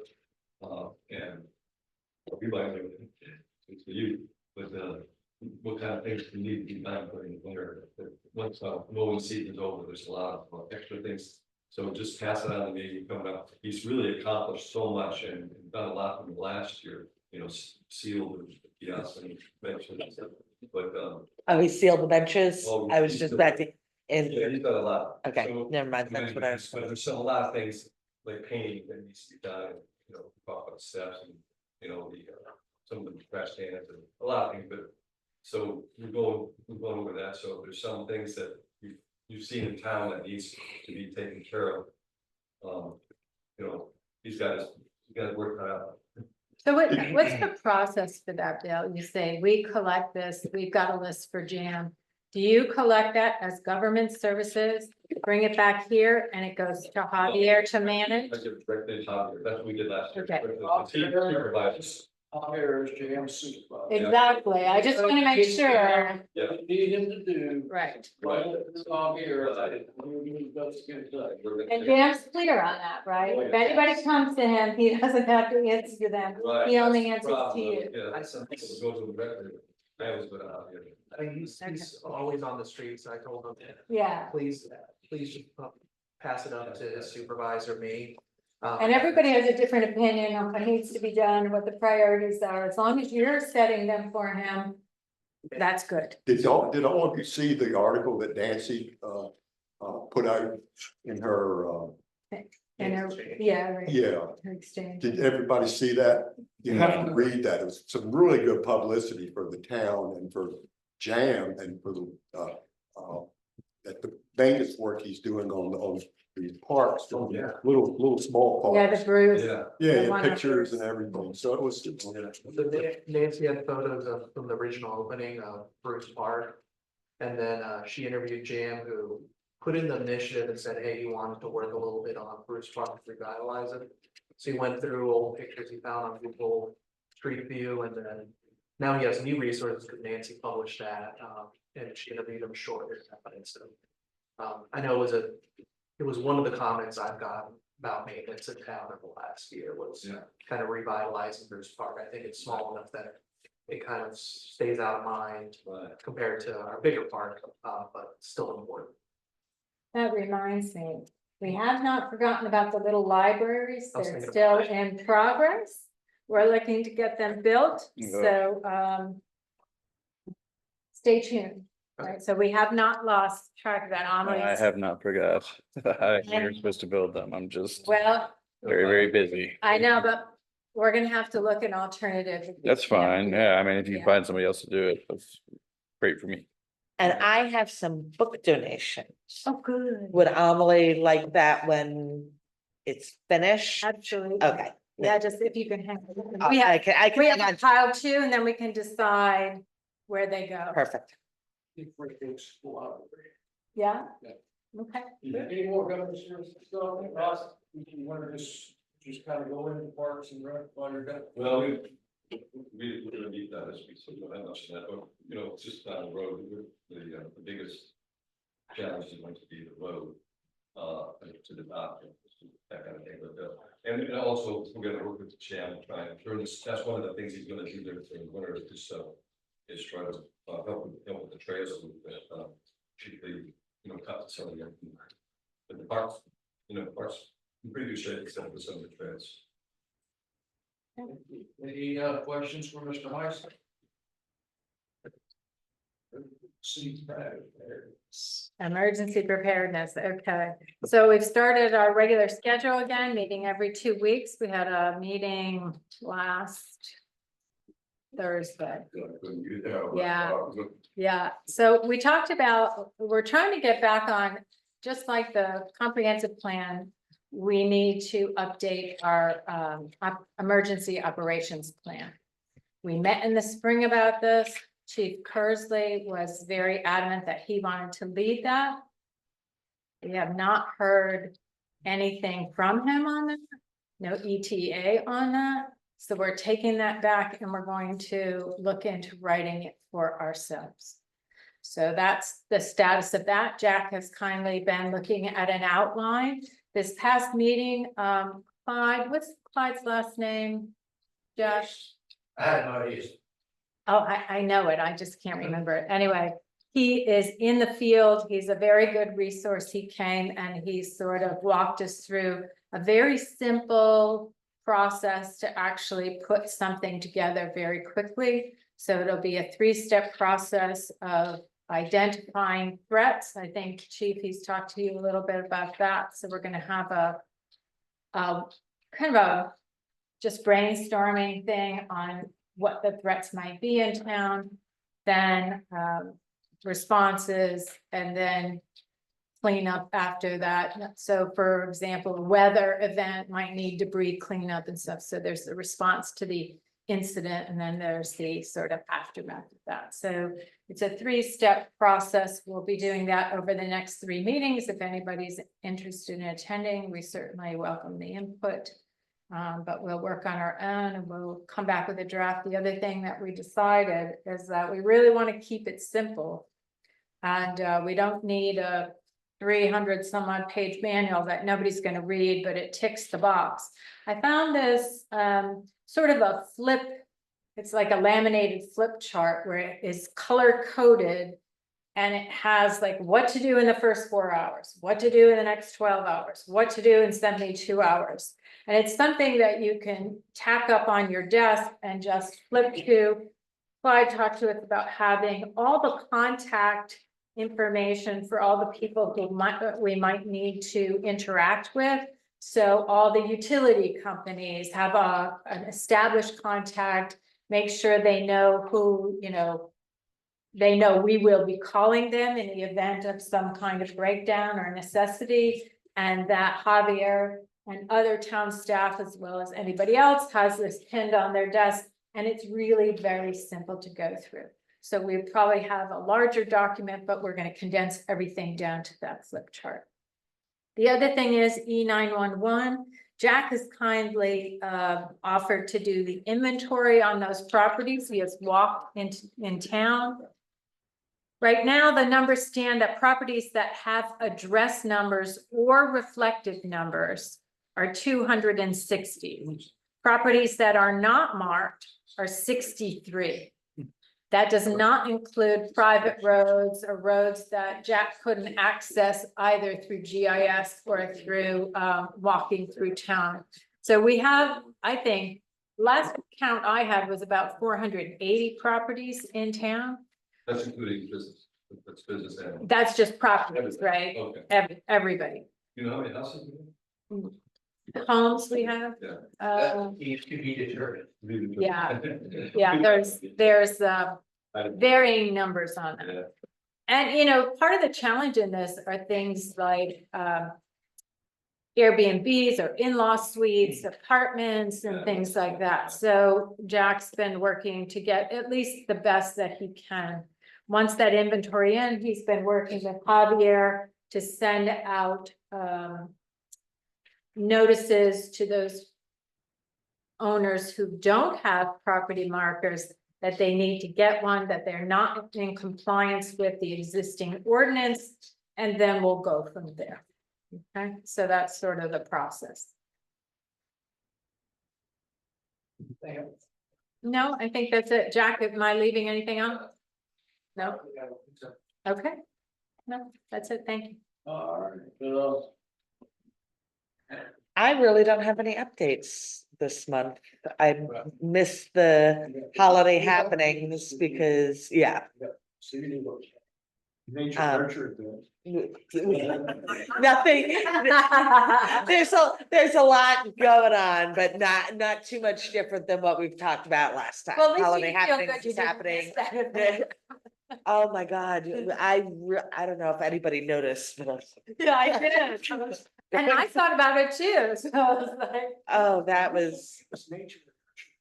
I put it It's on my- okay, yeah, no, not a big deal. It woke me up. Just a It got my, minor heart got my attack. adrenaline going. So, anyhow, just for everybody, general information, I had a chat with Santa's official representative, and Santa is not representing. Awesome. Hard to believe it'll be around. yeah, it's. Everything is creeping up quick. Treasurer's report, Mr. Treasurer. Yeah, so, today our auditors had their first field day in the office, Who did? our auditors. Oh, okay. Field day for the audit, so they sat in the same space as you, splayed out, took documentation, we sent most of our items online through secure kind of Dropbox feature they have. And then in between, working today, Melanie and I would, get stopped by an auditor, ask for a piece of paper or a document or some information to clarify. They wrapped up the day, seeming as satisfied as auditors usually are doing field days. And they followed up, they won't need to, they originally had 2 days, today and tomorrow they were gonna be here. But they said they only needed 1 day in the field and they'll follow up with us with any information. In the meantime, I want to thank Melanie. She put in extra effort over the weekend and helped me out with some final details so we can start wrapping this up. We're still on track to get it done in the fall so they can start working on it before they cycle into the other season they have as auditors because they work year round. So this is that little window. So we'll stay in touch with them and try to make sure they stay on track after they do their audit information. Well, bravo to you both for getting that relationship and getting that. Yeah.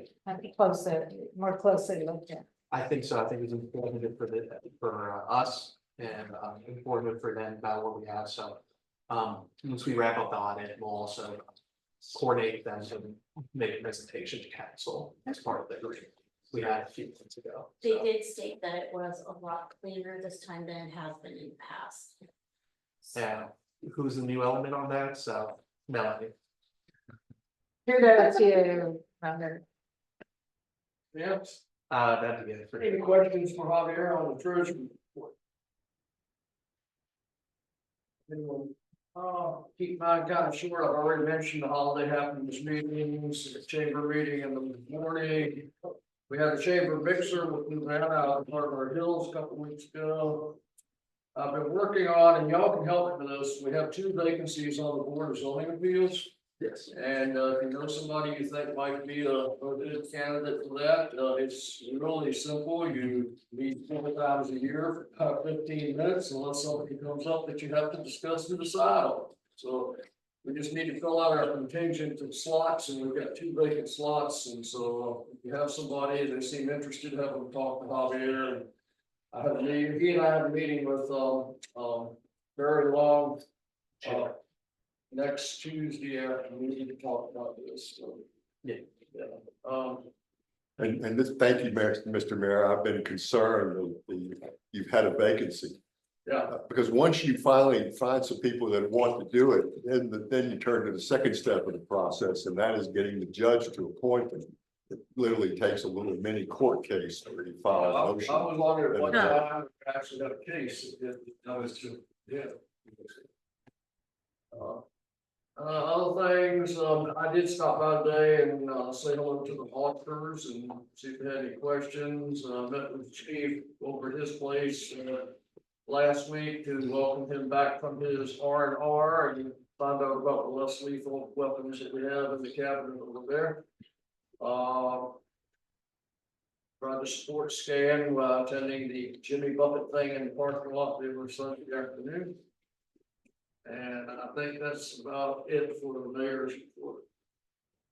Mr. Town Attorney, do you have anything you want to talk about now? We've already heard that I helped the chief on two confiscation policies that he had been working on. And gave him about 2 cents worth on those. They look pretty good.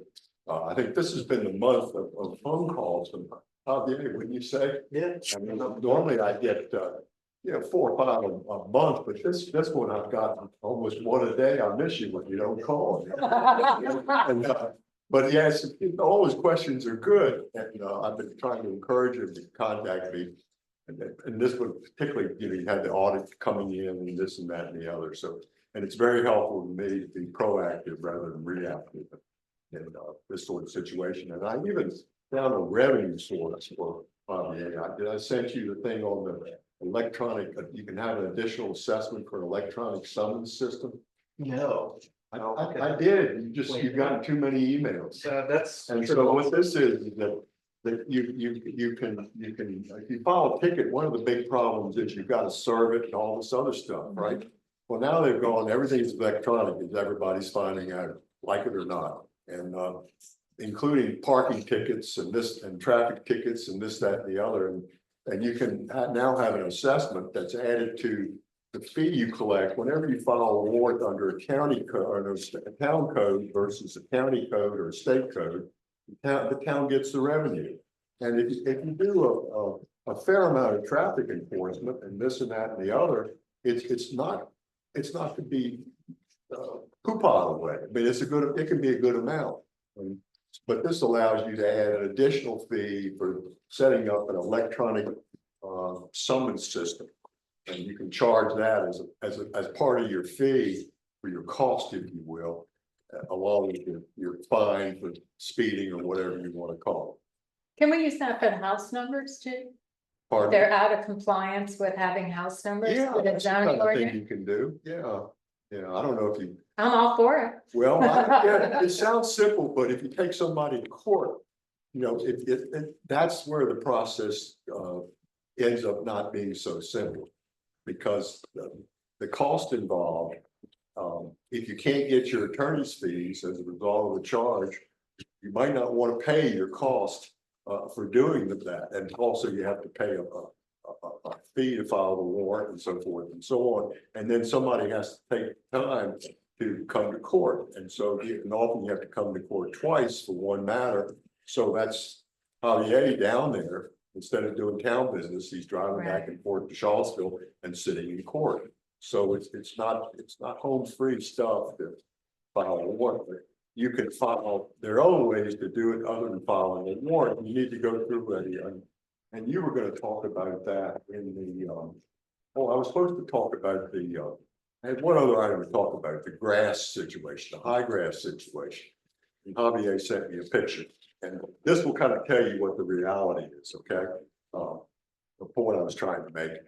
There's somebody in town that I don't know the name of, but I've seen the picture. He has hadn't cut his yard.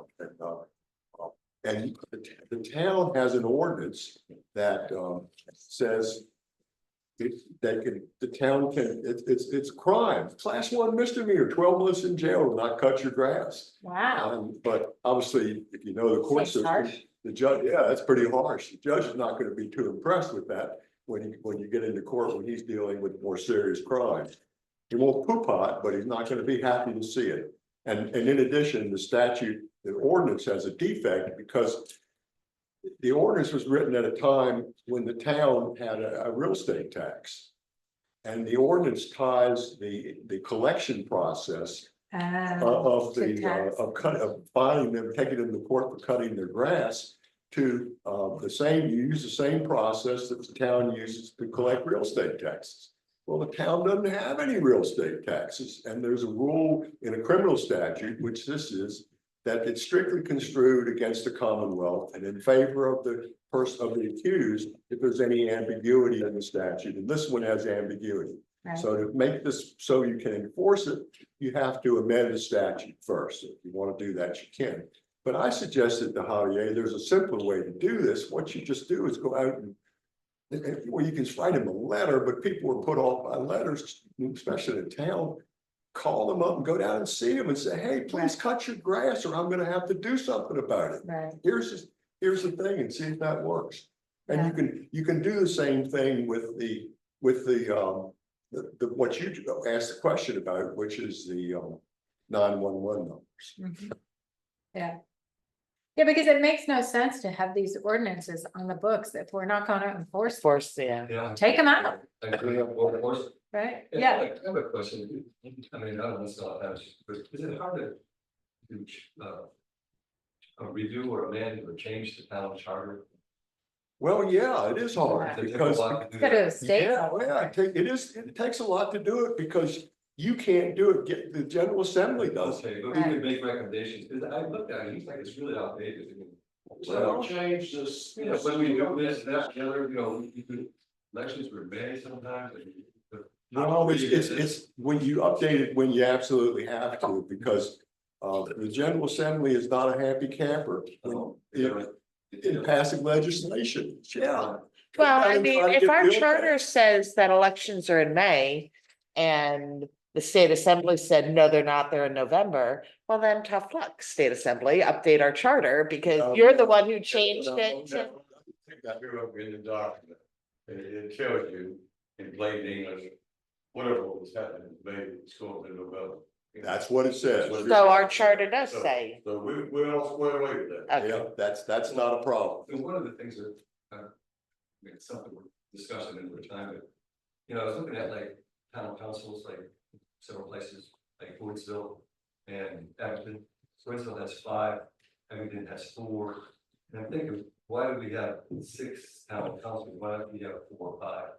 Because we can't even deal with that, so I mean, that, I think we simplify things, you know, 5 works really well, like the committee's on 5, and the ARB, the planning commission has 5, and I think, you know, and I'll shut down, somebody, but, I just think it might be worth looking into why their populations are so much larger than ours, and then you have only 4 or 5 town councilors.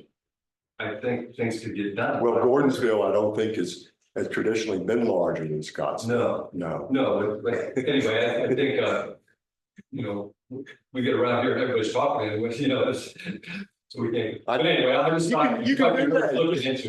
I mean, I've told you, I've given you too much, it's hard to see me, but if you want to make a change, you have to make a motion. Yeah. And then if you get a second, Right. and majority of quorum of town council wants to go forward, you're in business, and if you don't, you're out of business. Okay. And one thing you're fighting here in Scottsville is you got to remember, Scottsville is old. It's very old, and you're also fighting, it's got history. Things got. Yeah, and so that's a good fight, you know. Yes. Go. All right, I Good luck with that. I just- I don't know. I mean, it's up what you want to do and then what the General Assembly wants to do. I wouldn't want to get tangled with that. Okay. Mr. Pat, administrator, and your printed report.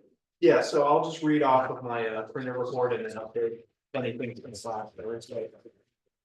So I've shared with you guys that I believe more than a month ago that we have a mold issue on the first floor. I went ahead and found or procured 2 proposals that I shared with you.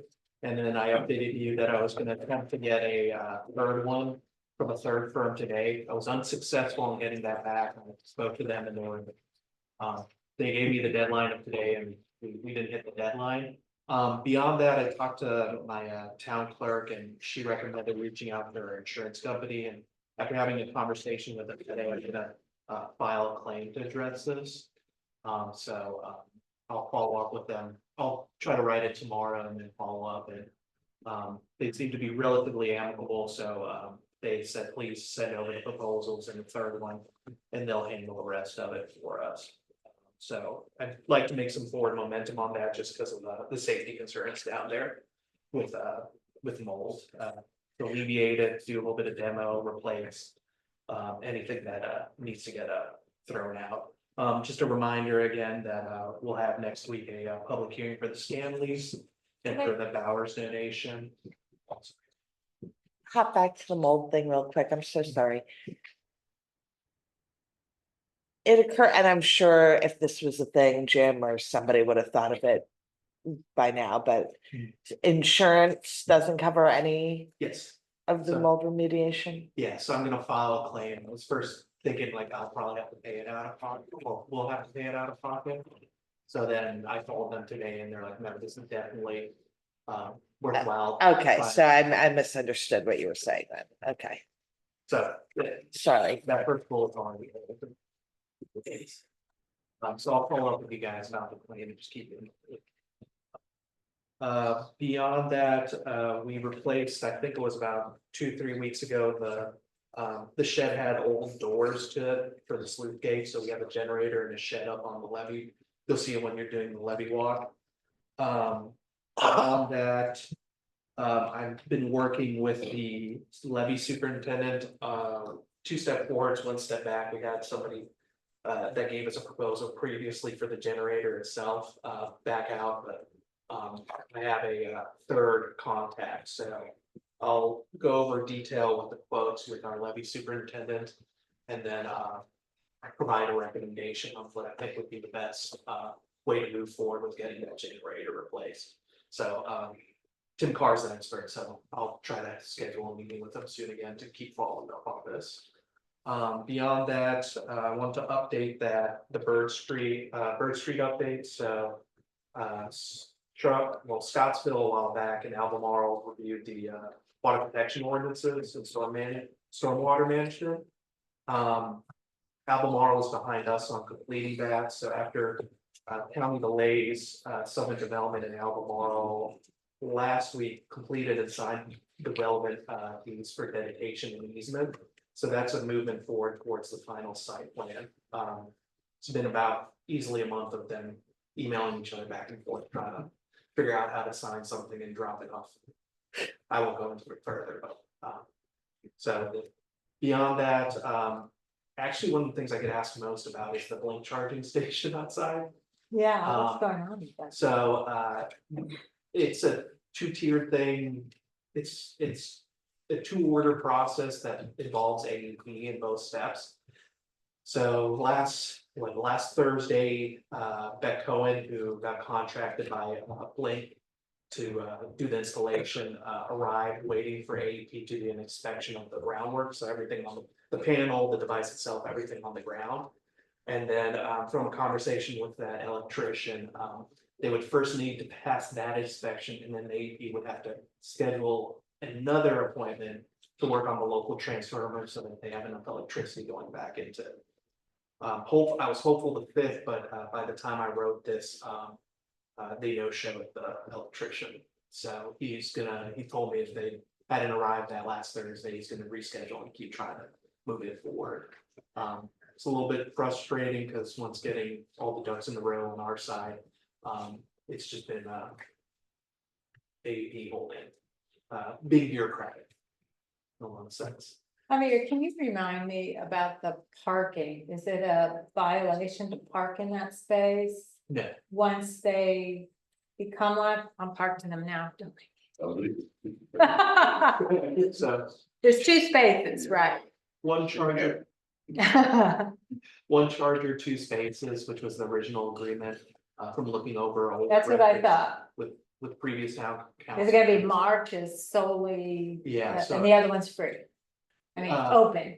I was gonna put like EV spaces, but I don't see any reason for strictly enforce it. I think Saturdays are really the times, or when Stan has some special event, the parking lot actually fills up.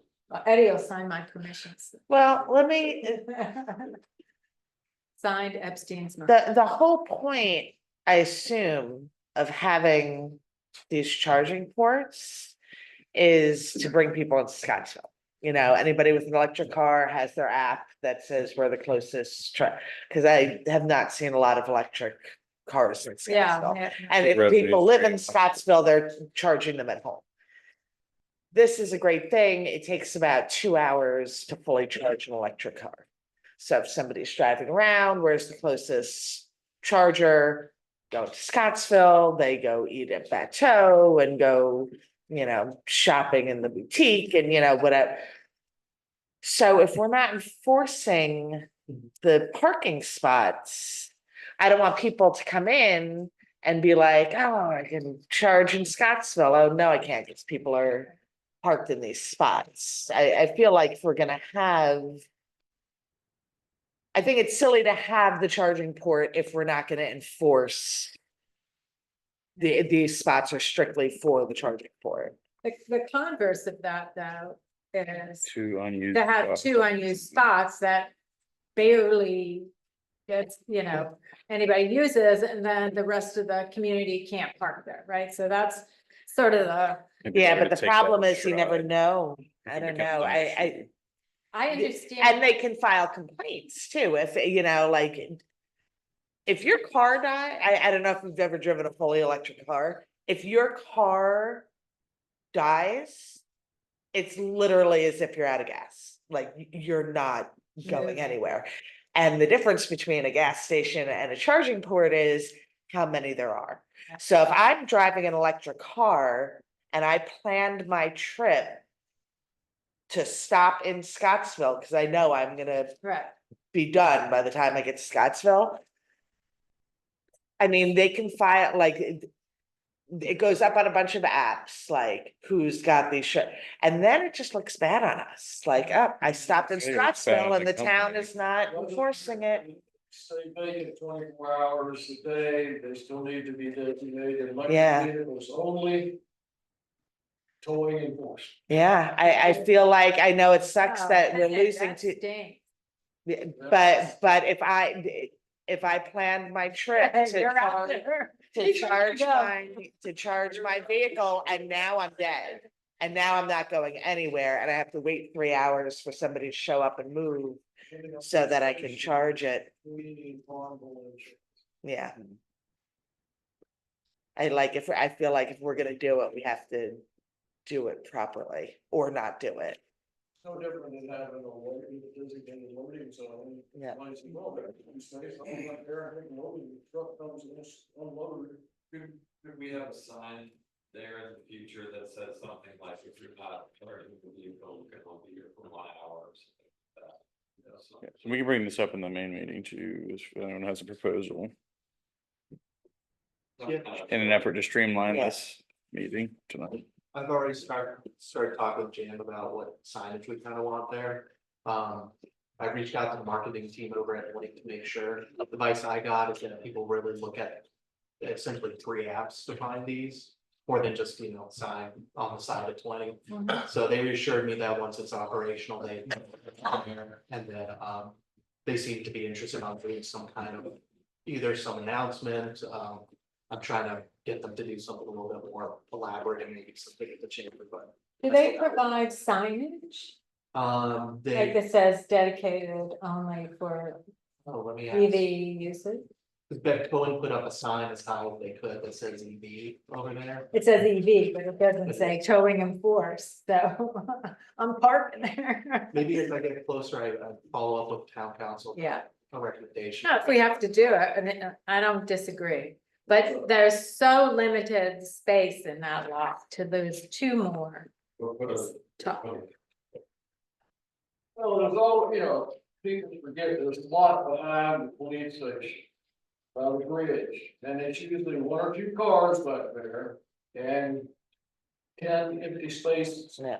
And it's got big fines and parking right here. Yeah, but at an hour like this, when we're leaving the meeting there, I'm not sure I really wanna walk all the way down there at 10 o'clock at night or something. He doesn't stay the whole time. I'll be here. I'm gonna get that car.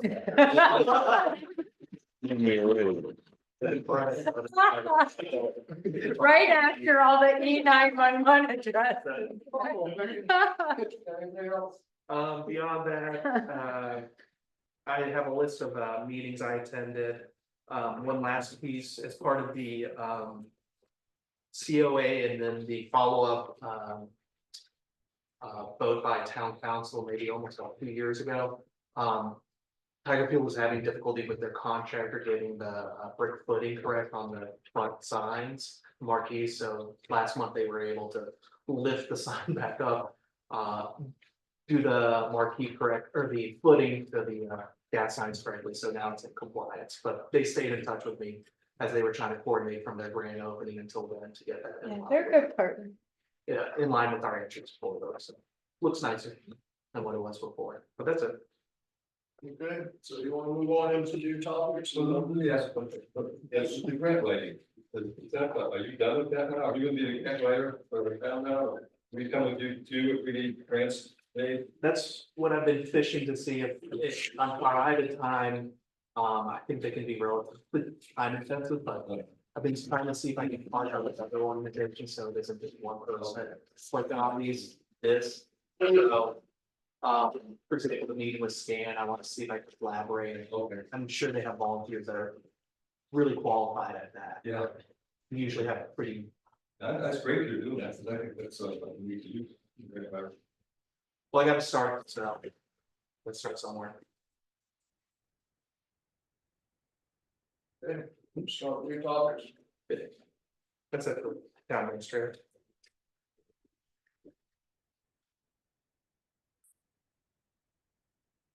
Your topic.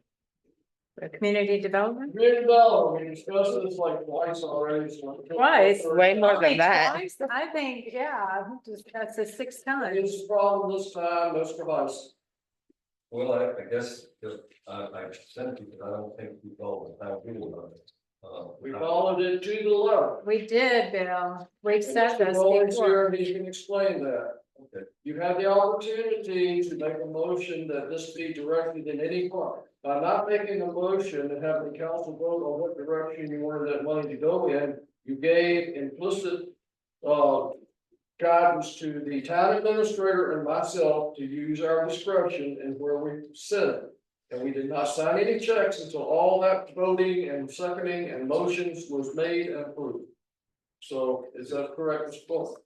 Unfortunately, I had to look into this and, I now think I've laid it out historically, starting from when this got started to the present. And actually, I'll go back a couple of years before it even got started and give you a history of it, if I could. And I relied on, written records that were given to you in the course of this year and late last year.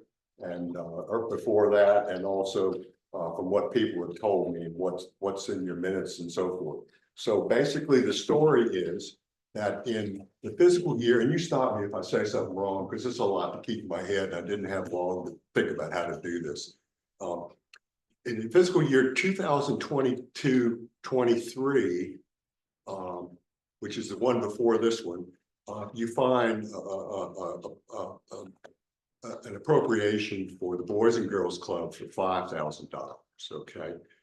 The town has a long history of giving grants to nonprofits. The Virginia statute clearly authorizes towns to do this, and they've done it to a variety of nonprofits. And the most recent one I could find involving the Boys and Girls Club is in 22-23, when we gave $5,000, and it named the Boys and Girls Club. And then the reasons for that, I'm not going to get into it. You could say, well, this is good, this is bad, whatever, but I'm just going to lay out the history for you.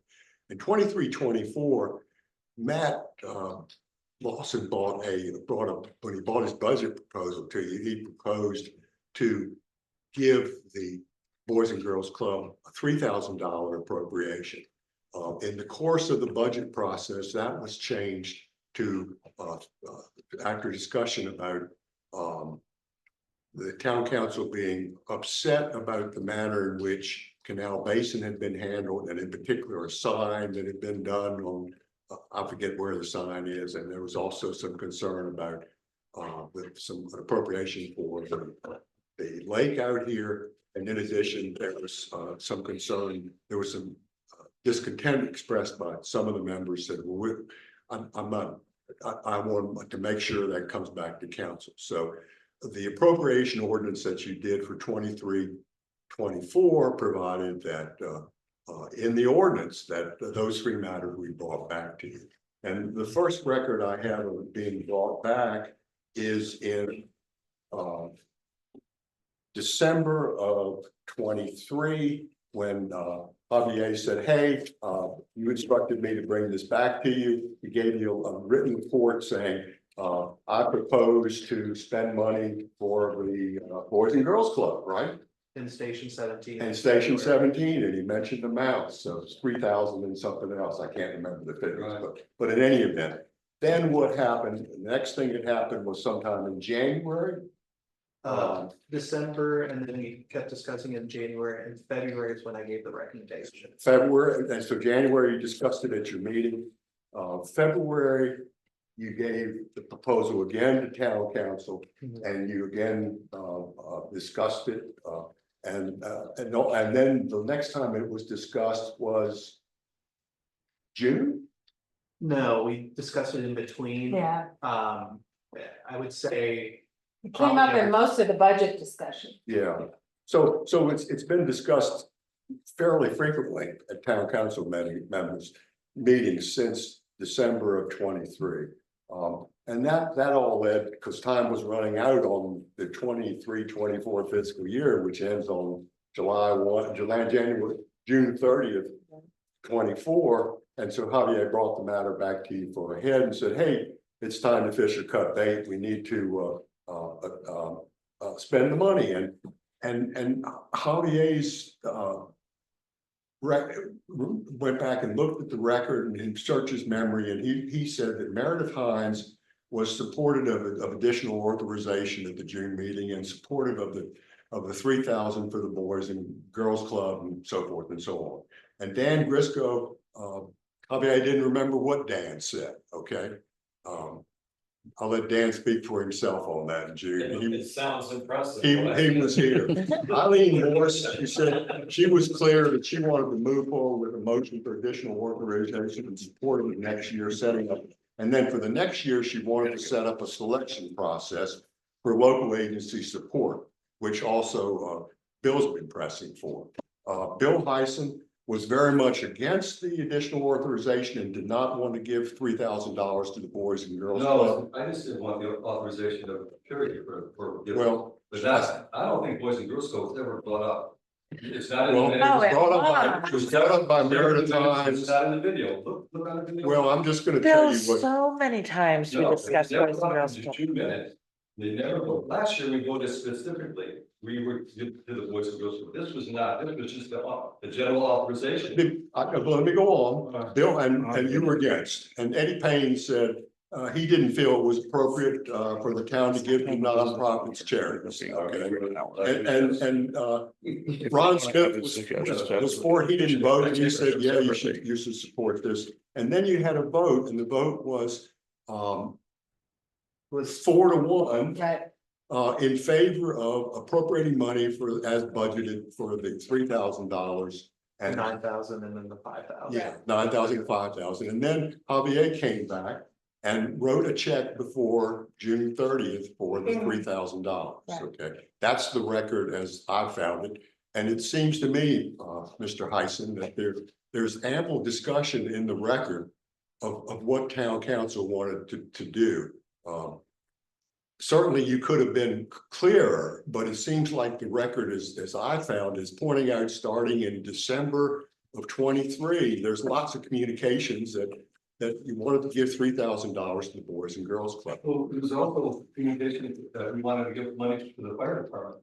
Yeah. That was brought up, and that's in our minutes with the government services. That's, We thought, well, let's look at the criteria, and everybody said, well, we don't need criteria, just give it to the fire department. and your point's well taken, and what you need to do is, as I think that you've said, and you've said, two people, and maybe probably more, that you need to establish a policy for giving money for nonprofits. Right, and we talked And- about, And it needs to be Which is a done. separate issue, okay? Yeah. But I'm just laying out what the event is, but it's not up to me Right. right, Lord knows, I'm not saying to determine what you want to do. It's up to you people. But don't you need two votes though? You need one for the appropriation and one for what's gonna go. No, You just say, no, I mean, don't. you've got a clear enough record Well, but it's again, it's not for me to read your minds and interpret. It's you're the people who have interpreted Let me it. say this, let me just say this, Counselor, honestly. I'd rather go back to that, so to speak, but we talked about this ad infinitum, it was 100% clear that we gave $3,000 to the Boys and Girls Club. It wasn't in the minutes, it was totally clear. It's clear to me. We made it clear multiple times. Show me that. And all. What meeting did we vote? We. June 17th? We made it absolutely clear in the words that we said, we made it absolutely clear in our discussion. There was never any doubt in any conversation we had about it. Yeah, I'm just gonna say this, I find it very frustrating that you continue Right. to bring up something that we resolved as a council and that you take that approach. I find that very disappointing because when we as a council deal with things as a council, we work together. And I'm disappointed that you continue to undermine the process of this council when you bring information that is inaccurate. We just had our town attorney talk about this. We've had our mayor talk about this. We've had multiple town councilors talk about this. You can continue to talk about it all you want. You're not listening. No, I'm looking for truth and evidence and I never saw the truth and evidence of it. We're all But Bill- saying that this is our Let's recollection. say though. But Bill, every time you bring it up, I But mean, it's you supposed have to be- brought up it's so supposed many to be not- times. We haven't talked about it. It's supposed to be documented though. It's not documented. It doesn't have, all the details aren't gonna be captured. No, but the book should be documented. All right. Did he Documented. just? That vote, that's the vote was documented, wasn't voted, put it on, how to use that money. It was my understanding that because we came to the wire, that we were gonna use that money in the way it was intended, earmarked for the Boys and Girls Club, and develop a process after that to address it. And I said very specifically that if you're going to have a process, you need to think about that process well before budget season, not in March. I mean, it was not communicated. It was It so was so communicated. communicated. Just say it in a very nice way. The Boys and Girls Club is. Yeah, I know, Somebody that we I'm sure, I agree. Been support for a long time. We have felt it would. I agree. Yes, hold on, I'm talking. We felt it would be in bad faith. We changed that amount as we had talked about as a council. That amount was in the budget. That amount was communicated. It was a public amount of information. It was around for a long time. It was noted. And I'm simply saying that the importance of the Boys and Girls Club in this town is extremely important. Yes, there are many other worthy causes, and you brought that, which is a fair point. That was a fair point. But we have, as a council, it's kind of like the way a process works. We voted and we have decided to go with this There answer. was no vote, there was no vote. All right. Bill, Anyway, bring something up, bring a new system for appropriations up on our next meeting and have some drafted. We can vote on it then. Right. If you want a process for that, that's not a bad thing, Well, I think- but you have to draft the process as part of government services and bring it for a vote. If you want to do that, you should ratify and confirm the That's- action that's already We're gonna been taken. Somebody make a motion, somebody make a second and vote on it. I have a call. All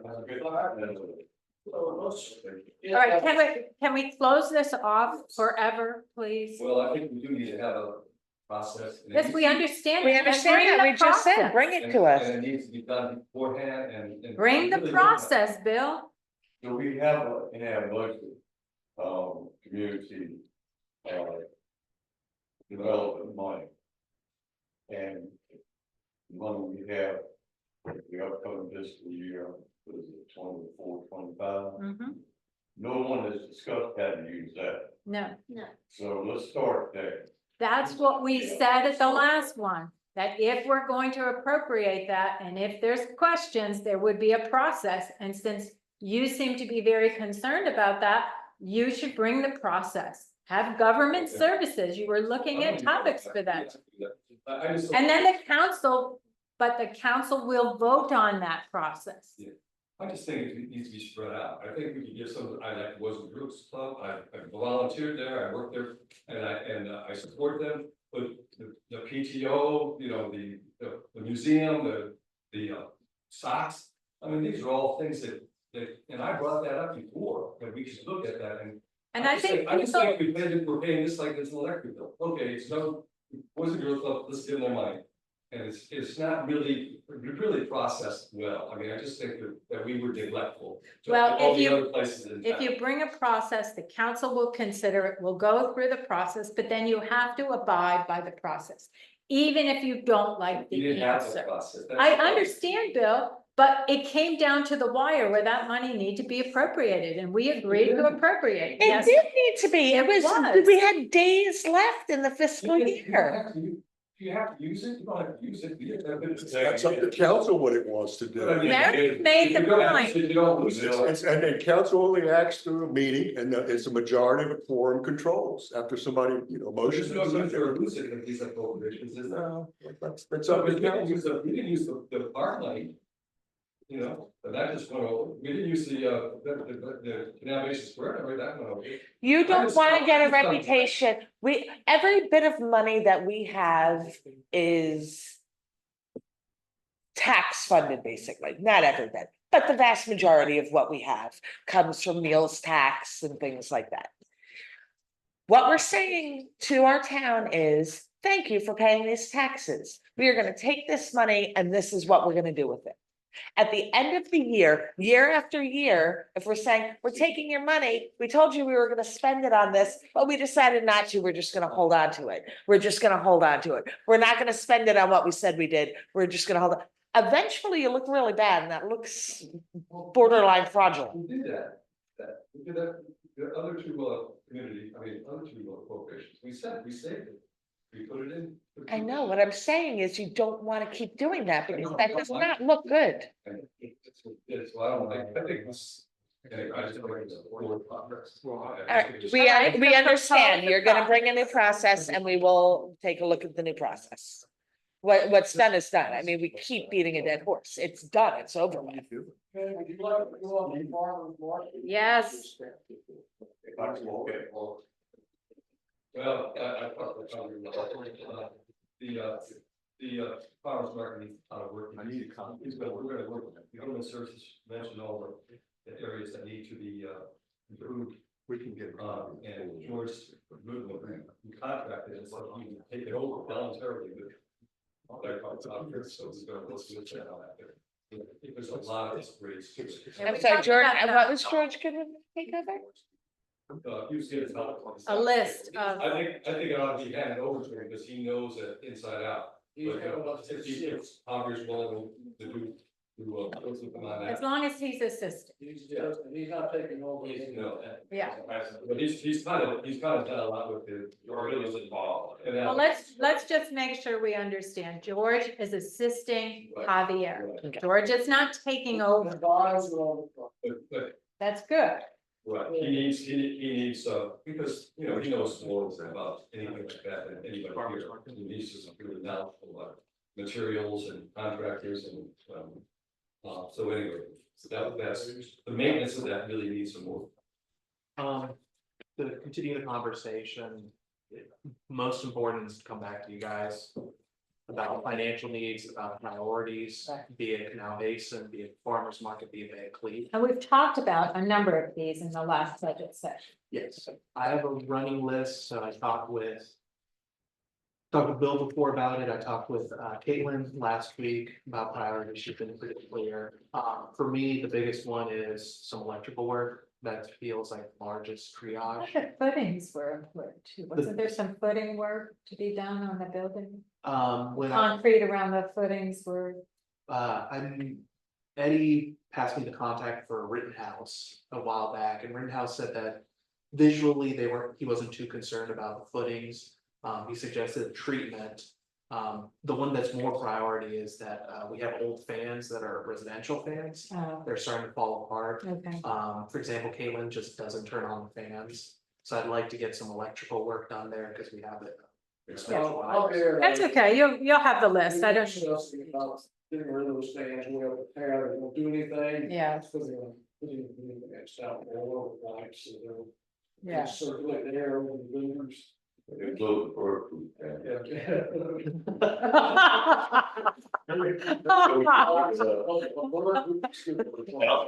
I'll let Jam know. Alright. Thank you. Yeah, just quickly, we had the folks come to us about water main work that's gonna start, I think in December, right? And it sounded like it's really gonna tear up the town. And I just bumped into George Goodwin, and one thing that George recommended, and I thought this was a good idea too, is that we appoint someone to help manage that project. Right, because I do not want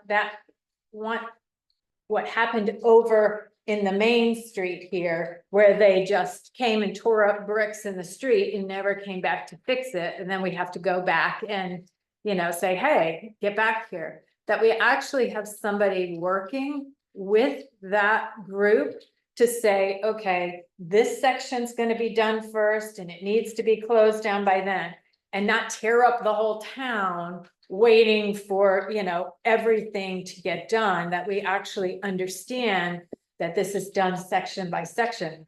I don't really have a preference on who that person is, but I think we need to have more insight, because that is going to be very disruptive to the town. Then you can find out their exact work schedule when they're gonna start. Yeah.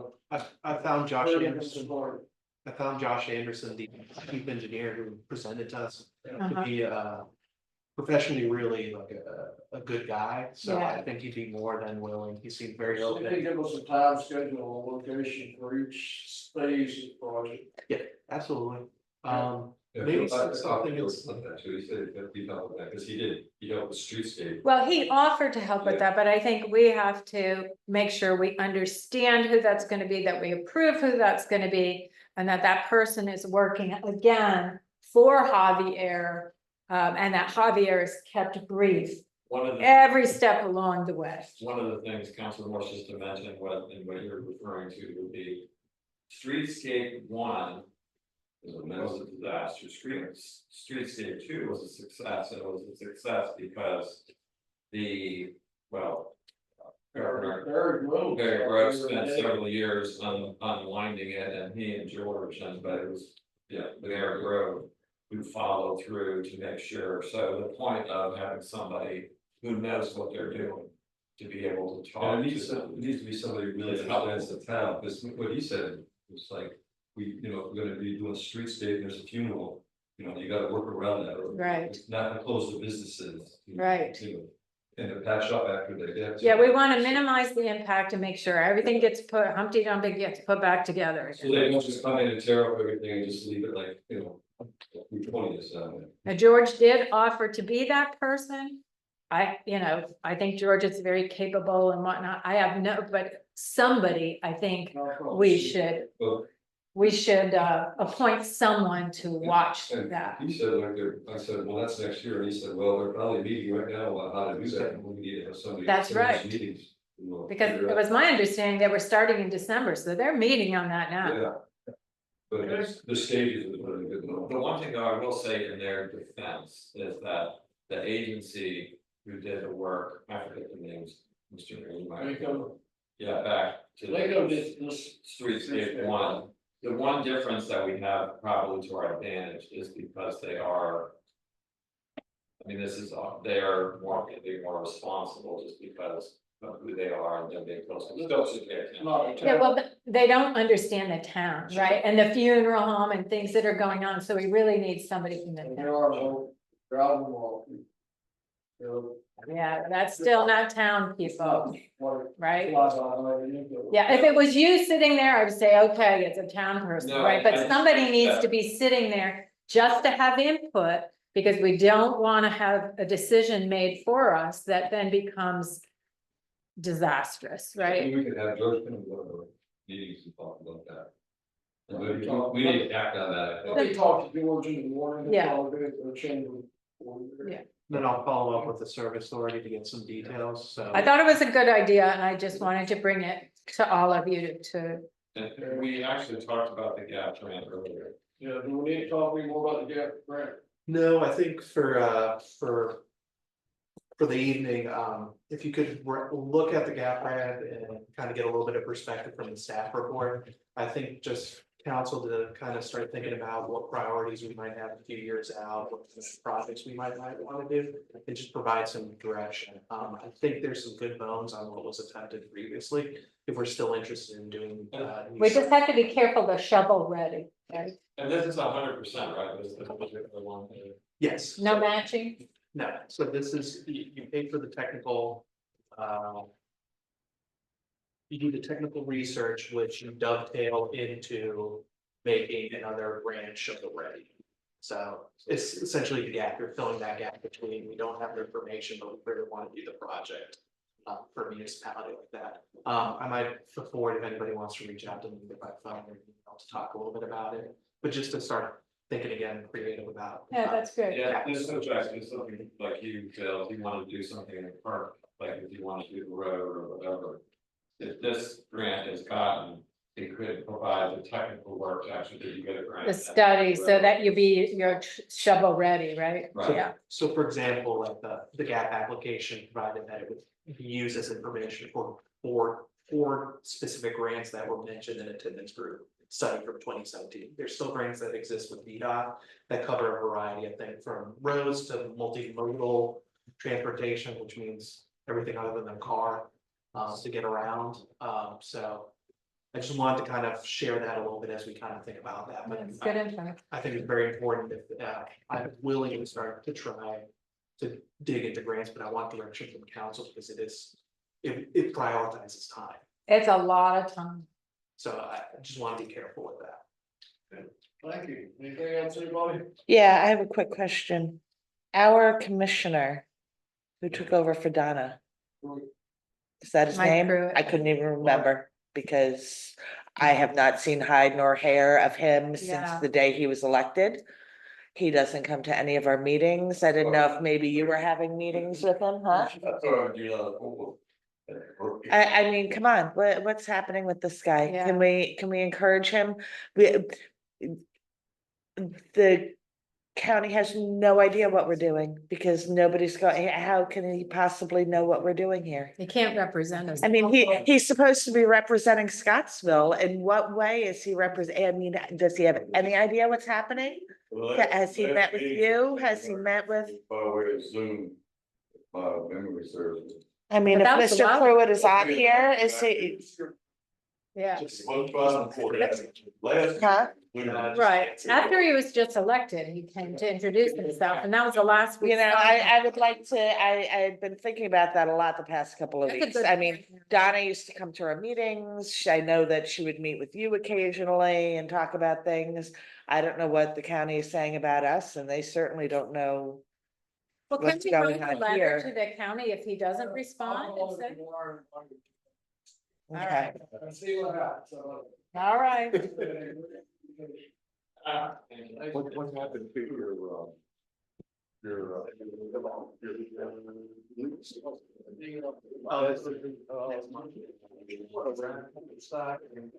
I know it's in the front, that's because Mason.